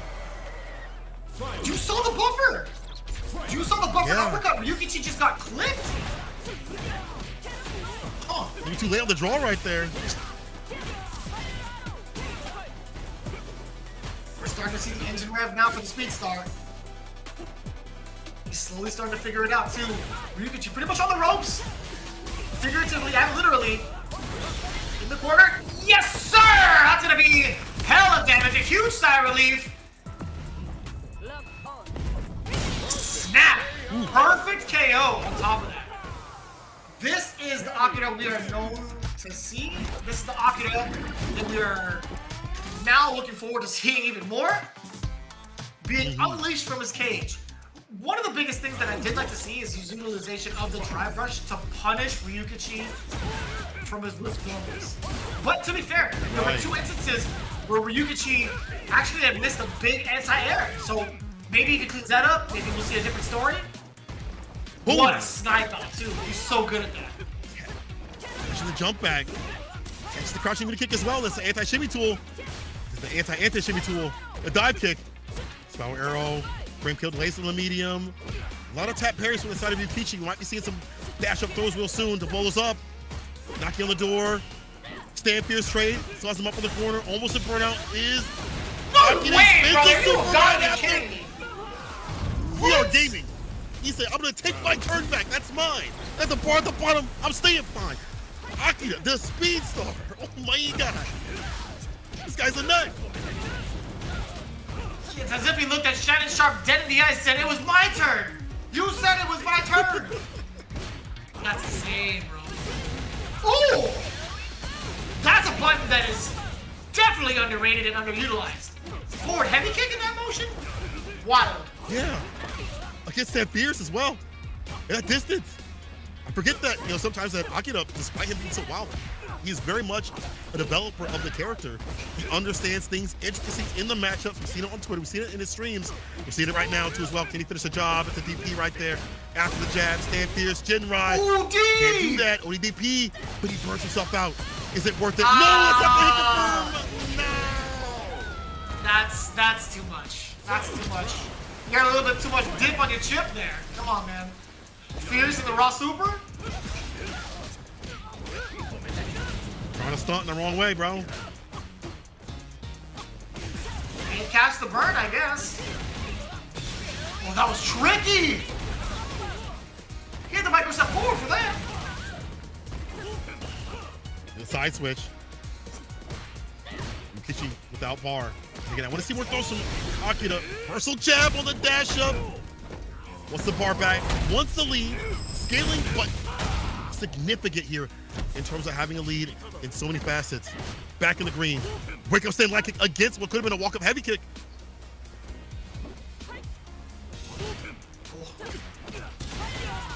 Yes, sir. Dash up. Drive reversal. You already know it. Perfect parry. No side switch. At least via throw. Ooh, he's a burnout. This is a chance. He's stuck. He's stuck in the loop until level 1. And the trade is benefit in favor of Akira. Insane thus far. 2 games straight. Now, there's an issue with Ryukichi that he has also mentioned on his stream. Every time I go in there, he's like, I'm Parry Man. Because he goes for tap parry quite a bit. And that killed him at the very end. He calls himself Parry Man, bro. And I'm like, because in the previous season, that was like a fine strategy to tap parry in between the strings. But now there's a lot more risk in terms of recovery. In terms of now, the bar usage is even more. You have to acclimate to the bar usage overall, just in general in this game. And so he has been trying to work on that. And you see the problems with that. Now burning himself out, and I think that Akira might snipe that more often and go for more throws in between some of these strings. That might be an issue for him going through. I like the reversal jabs on the dash ups though every so often, but the scaling has been kind of hurting because you're in these one-touch scenarios that maybe wouldn't have been one-touch scenarios before, or it'd be a little bit easier to land like a fireball instead of having to land like a stand fierce and like run DP or something like that. The scaling up the jabs are a little bit of a nerf for Ken. I mean, it is also for Ken, but how the routing though for Akira has been next level to avoid that overall, or to get a lead where it doesn't really matter for him.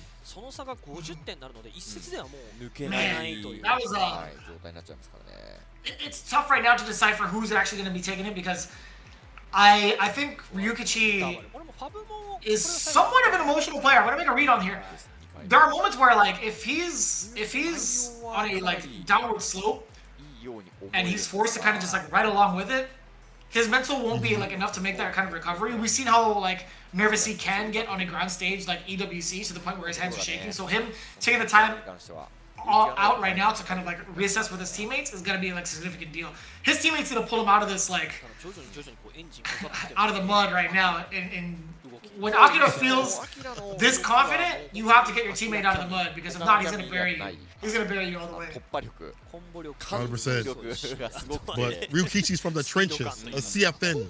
He's been playing years upon years of Street Fighter 4, founded by Mago, and has evolved thus far. He's out here for a reason.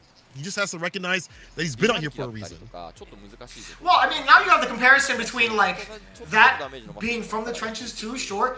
But you know, if you really think about it, Akira puts himself into burnout quite often with Cammy. I think he might just be like the Cammy equivalent to Noah the Prodigy. Perhaps. Perhaps. Maybe. You do that too, yeah. Ryukichi can take advantage of that. ODDP in between the string.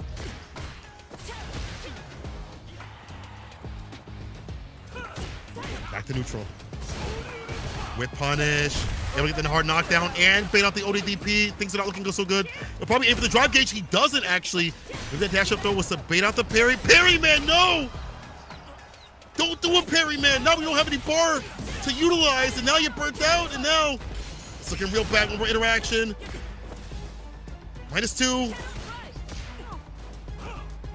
More touch. Oh, that was a counter. He didn't press the button. It's all right. His drive gauge is back. And the counter. What was that from Ryukichi? That's actually okay. So from that spacing, I understand if he wants to rebuttal with maybe like a medium, take his turn perhaps. But still, man, that sweep was mad fun. Appropriate whip punish from Ryukichi to get started. Let's see, decision on wake up counter hit. Doesn't get the full conversion off a counter hit. Will do so this time off the jabs. Frame kill. Hella meaty medium punch. This time for the kill. And staves off that point. His setups are nasty. We're gonna see something wild. Cola, I'm gonna predict it right now. We're gonna see something so crazy out of this world from Akira with level 3 this early. Oh, that could have been so disastrous. I'm gonna ride with him with that. He's actually just gonna go for the simple hit confirm. All right. He understands to not overextend and not do anything super wild right now. Kill the drive gauge, put the character in the corner, get a nice little lead, and then work it from there. We've seen how bad on defense Ryukichi can be when he gets too emotional, when he parries, when he can ODDPs. Oh, you tried to jump out again! No way, you went for the neutral jump. You waited, so he delayed it too. Not as much damage. Not as much damage, but still he's crouching. You can do the rest of it. The rest of the combo. Does he build enough for level 1? Yeah, he went for the jump out anyway, Cola. I can't believe that he went for the jump out regardless. He went for the jump out regardless. You know what he wanted? You knew what he's gonna do. He going DP. He was buffering too. He was like, I'm gonna do it. If you get hit, it's your own fault. Oh, that was so rough to watch. That might have been Akira's game. You could see exactly where it fell apart during that game, but there's still one more to play. Here we go.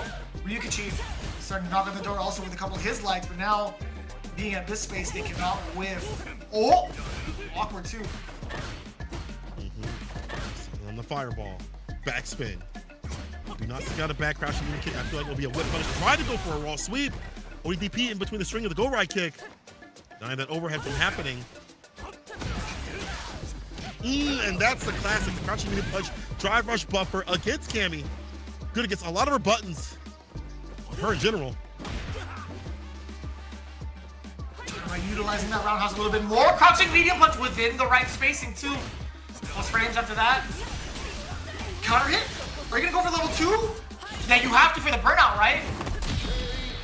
Oh, for the death! Excuse me! Yo, snaps his neck, breaks his spine, kicks him away. Looking at match point again! But there's no bars to his name. Ryukichi has 2. Get him to the corner, it's called corner. That's the name of the game. And break down that defense. Especially against those reversal jabs. But now it's Ryukichi who has him there. He is the warden. Dive kick, wasn't able to get a fault right after it. Reversal jab again, we've seen that outboxing this character. Spin knuckle, he goes for the jab right after. No throw, there's a throw. Damage is adding up. He's trying to jump out of the way.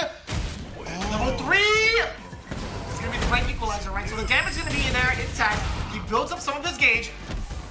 A throw will not kill here. At least I don't think. Punish counter. He landed, but Akira not the type to tap parry. Sticks in the crouching mini kick, caught him low. Fast fall. Oh, still in range for Parry man, no! Parry man, no! When the stand fierce finds a face, it's fist to face. That's 40 points. Akira. His first game, his first W, his fans on Twitter can now be relieved and off duty. They don't have to be on active Akira duty, no longer. The big W coming in from Yogibo Reject. We have 2, ladies and gentlemen, 2 matches where it has gone down to 40-0 in favor of the home team. And it's both the teams that really, really needed it. Akira just astounded at himself too with the way that he's been playing. Ryukichi, again, we talked about the emotional player that he is, not really taking it the way he would like to.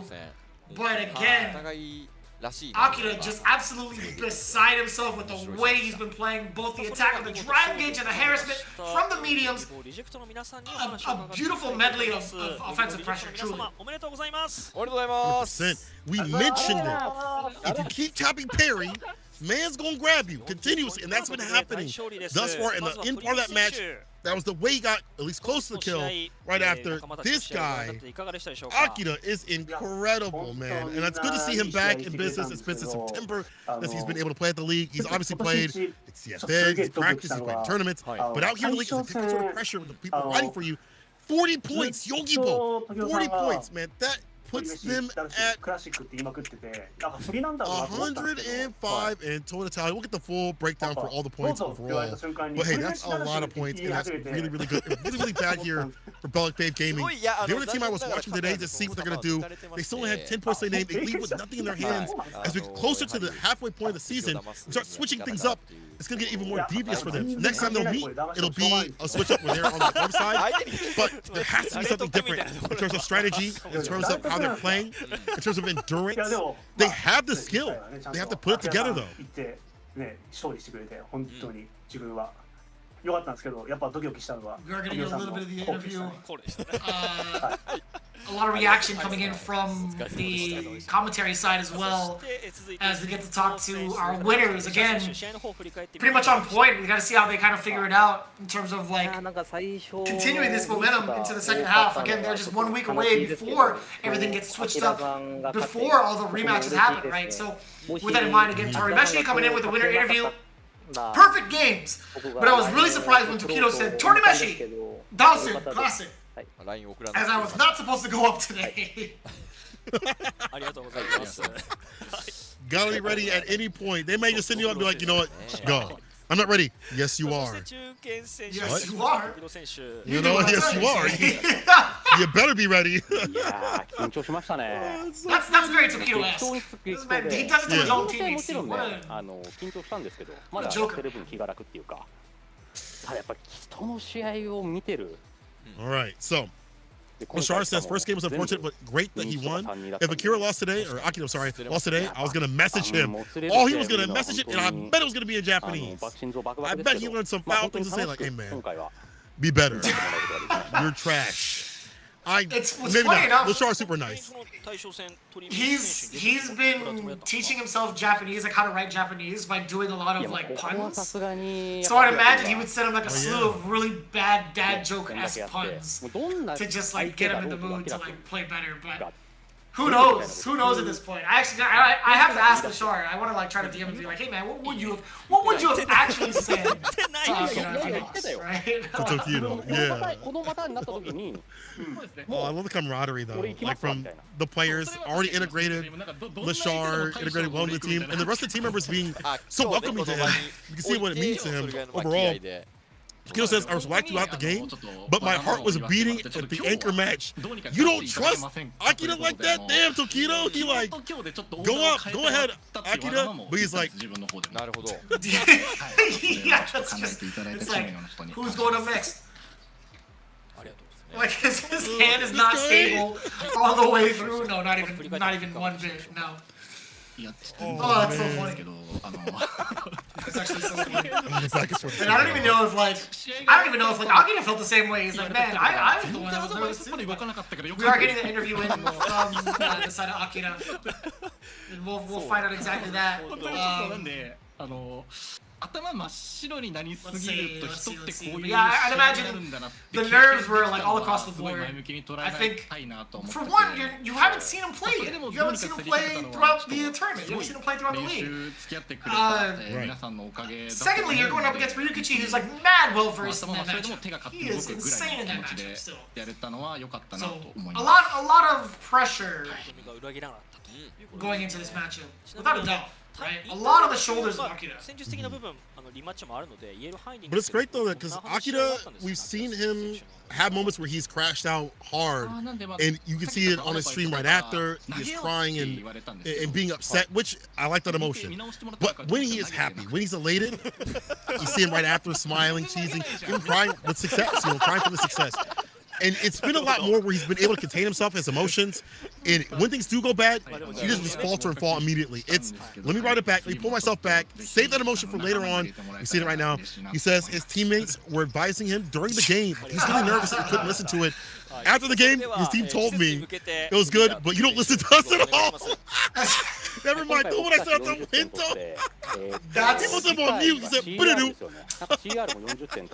that is low key. Probably the reason why some people do well in team tournaments, and also probably the reason why they falter, right? It's how well they get along with the teammates on the communicative side. That's actually kind of funny. And Lashar, it makes a lot more sense within the context. It does, it definitely does. It's so active, oh my god. なお、大将戦にご勝利いたしました。アキラ選手、この後ですね、スタッフの方とマッチレビューのインタビューございますので、こちらご協力よろしくお願いいたします。 interviews and things like that seem a lot more active as a personality as well. Even out here at Street Fighter League, we've seen that last season, this season too. Tokido says we got 40 points today, but next up is Crazy Raccoon. Both getting 40 points today will do even better. And Akira will play even more. So Akira fans, you hear that? You'll see more of that Scammy Cammy on the way. It's good to hear. Very excited to see it again. Those matchups are going to be shown off in just a little bit as we get ready to wrap up and show you the rest of the scheduling, but also more importantly, the current rankings for Division F. You guys have been watching to a slobberbucker of a fest of matchups for all of these teams thus far. This is the first time we've actually seen the home team thoroughly succeed in every one of the matches. And it's, I feel like that's like global commentators' curse, because Hameko and I were like, yeah, the away team has been winning a lot lately. I really wonder why. The home team really needs to pick it up, so maybe that was the case. But man, can we talk about the moment, I think it's coming up soon, where Akira did negative situation level 1? I would have disconnected so fast. I would have hit you with a baba. Frame 1. Immediately. I don't know how you compose yourself afterwards. It's cool that Ryukichi took it to like the final game, but after that, like, Akira, you're insane. You're actually insane. Beautiful player, Reed. Listen, if you do it, you're cool. You're a god. If I do it, I'm a scrub. Well, you have a better ideation of what's going on, so it makes sense of why I'd be a scrub still. But Akira, the speed start, hard to keep up. It's hard to keep up with Yogibo Reject. 40 points. Again, we will see who lands in terms of totality with the points and who's above the playoff line so far. But what a dominant force.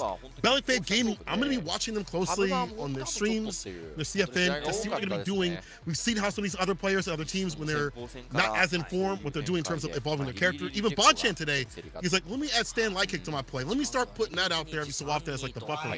We see these players grow at these moments where they're not able to get in terms of like points.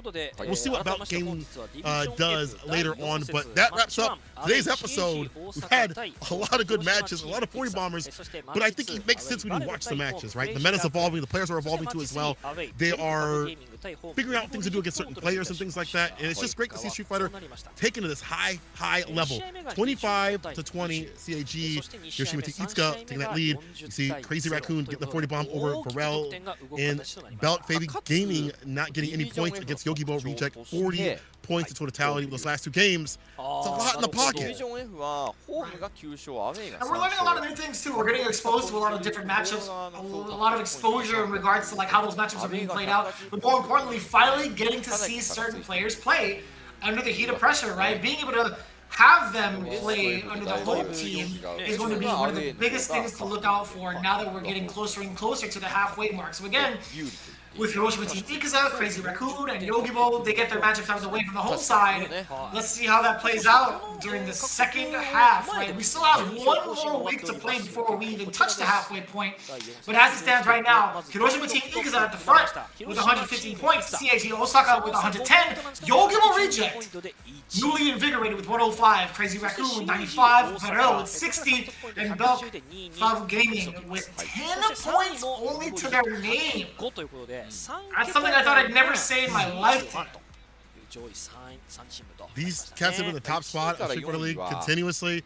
To see them down below, I hope they do better. I've got to see more strategy, more ideation in terms of like the matches, and I think it's going to be fitting these players where they need to be and them evolving too as well. Sako, I need to lead the charge, man. 10 points is a very difficult prospect, but when you consider how strong all these teams are, someone's got to go down there below, bro, in terms of like the quality, the pedigree, in terms of who's evolving the meta, in terms of who's being strongest with their characters or their rotation of characters. This league is so hard to call. If you would have told me Hiroshima Team Itsuka was going to get this top spot, I would have been like, nah, but after you told me the players and the characters, I'd have been like, yeah, sure. We even said that before. We even said Hiroshima Team Itsuka was like a dark horse, and they're making the magic happen right now.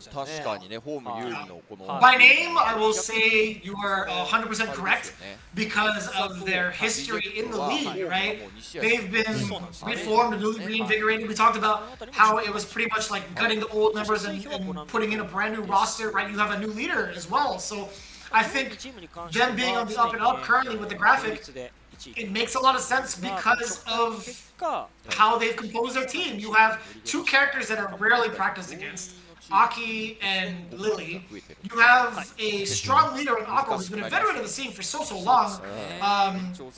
And you have Jazzy too, who's picked up a Kuma. So that composition alone has given a lot of potential to that team. But then you have the rest of them also with their W's. Crazy Raccoon, right? Slowly but surely starting to creep up to past the line to get into the playoffs. And of course, Yogibo Reject, at least maintaining this, doing maintenance at this point. But looking at it right now, this is going to be the schedule going forward. Division S, we have Ibushigen going up against Good 8 Squad. Detonation Focus Me versus Saishun Console Kumamoto, as well as the Nagoya Camp.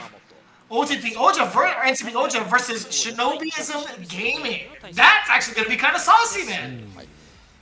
That is going to be some solid action. I can't wait to see these matches, especially the first one. But after that, Belc Gaming is going to go up against CAG OSAKA, Yogibo going up against Crazy Raccoon, as mentioned, and Hiroshima Team Itsuka against VARREL. We're seeing again the rotation of these matchups in terms of the players and characters. Cycle until we get to a point where we get the run backs, we get the switches for the away and the home side. We get to see the different strategies that have been happening out here. But again, first time we get to see home side take a lot of points and be super dominant in this year of the league. I don't know what's been going on. I don't know what's in the water. I don't know what's going on in Street Fighter 6, but I do know these players are giving us some of the best action you could ever ask for with this game right now.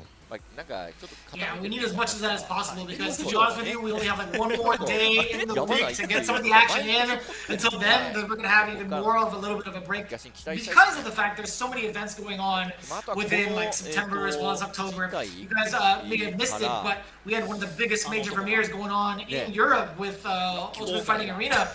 And we watched a lot of the European scene face off against the other international players from both the States as well as Asia, Japan included. So there's a lot of space in between for some of these players to kind of get their travel in, try to qualify for Capcom Cup, and also travel back. Hence why we see the schedule as it is. You can see next weekend we'll have Tokyo Game Show, so there won't be an opportunity to catch all the Street Fighter League action live. However, within the first week of October, we're back to our normally scheduled programming. Then looking forward into it though, in the month of October, we have two back-to-back premieres. We have East Coast Throwdown happening on the weekend of the 12th. Then after that, we have the super premiere in Singapore afterwards. So much to look forward to, so much action to watch. I highly encourage you guys to make sure you have time in your schedule to check it all out. Issue mark it on your schedule, on your calendar for everything going on in the Street Fighter scene. Appreciate everybody that's been enjoying this game, and appreciate everybody that's been showing up at these tournaments as well, playing their Warriors online or offline, premiering at the premieres, or even at regionals and things like that. There's a lot of things going on. I know DreamHack is coming up too as well. Some things that are not on the tour, but are still a bit supporting Street Fighter. So it's cool to see this game just grow around the world. I've been seeing some scenes say, yeah, my locals get 20, 30 people. I know Chicago is definitely full of people every single other week, bi-weekly at the very least. And right now, you can sign up too as well. Enjoy the super premiere in Japan. You don't have to be from the land of Japan to sign up for that and get your spot at the CPT finale. Get that QR code and sign up right now. That'll be in November, the very first week of November. We'll be watching that from the States. But it'll be super cool to see who's going to get the victory out there in one of the most stacked regions you can ask for. Yeah, I mean, it would...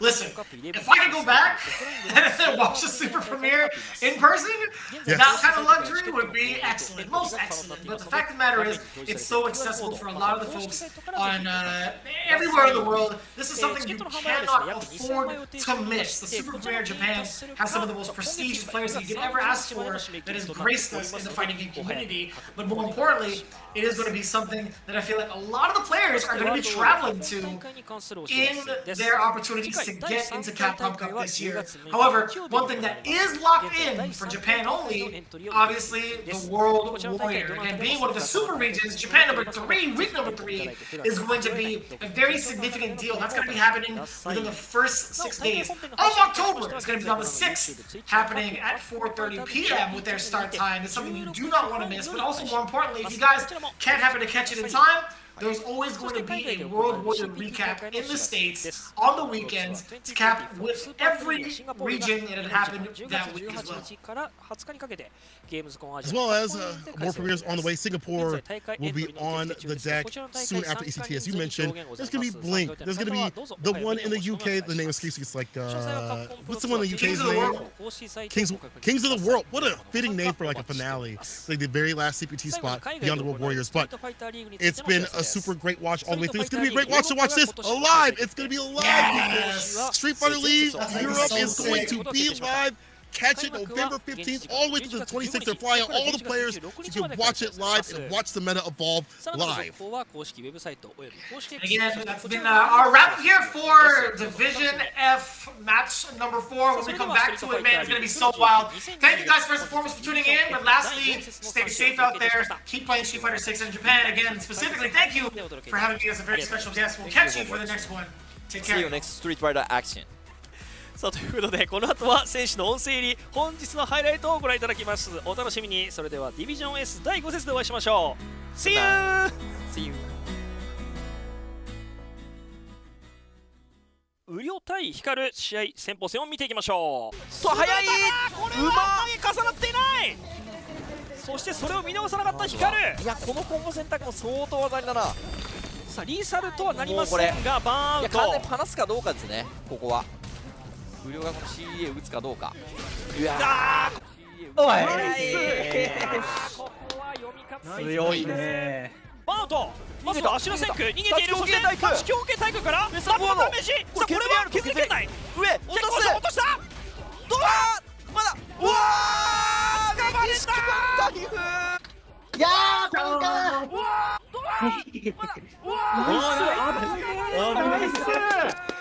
やったー。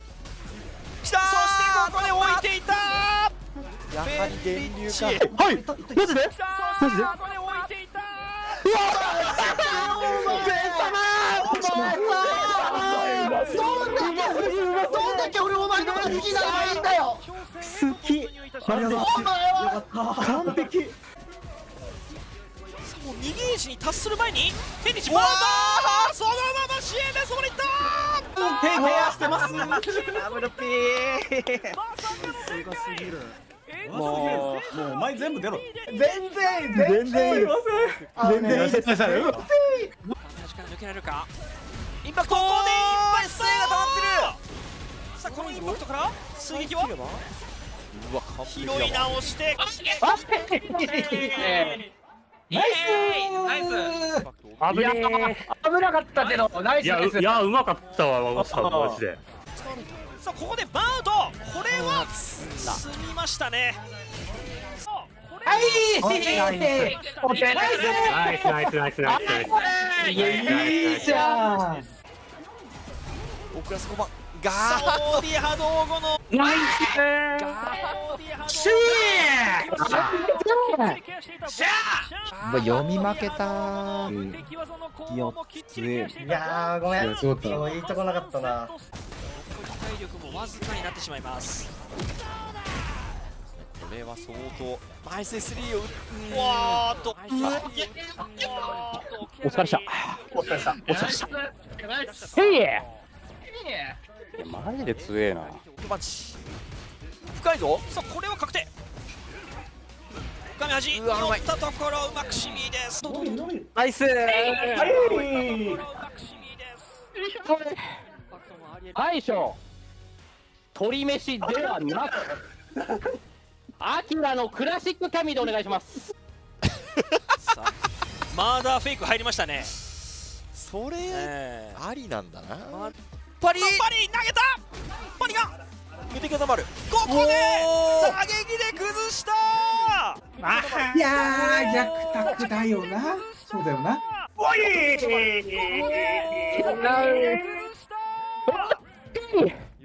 やっと笑顔を見せてくれましたね。いやーこれはでかいっす。これはでかい。アドレナリンやばそう。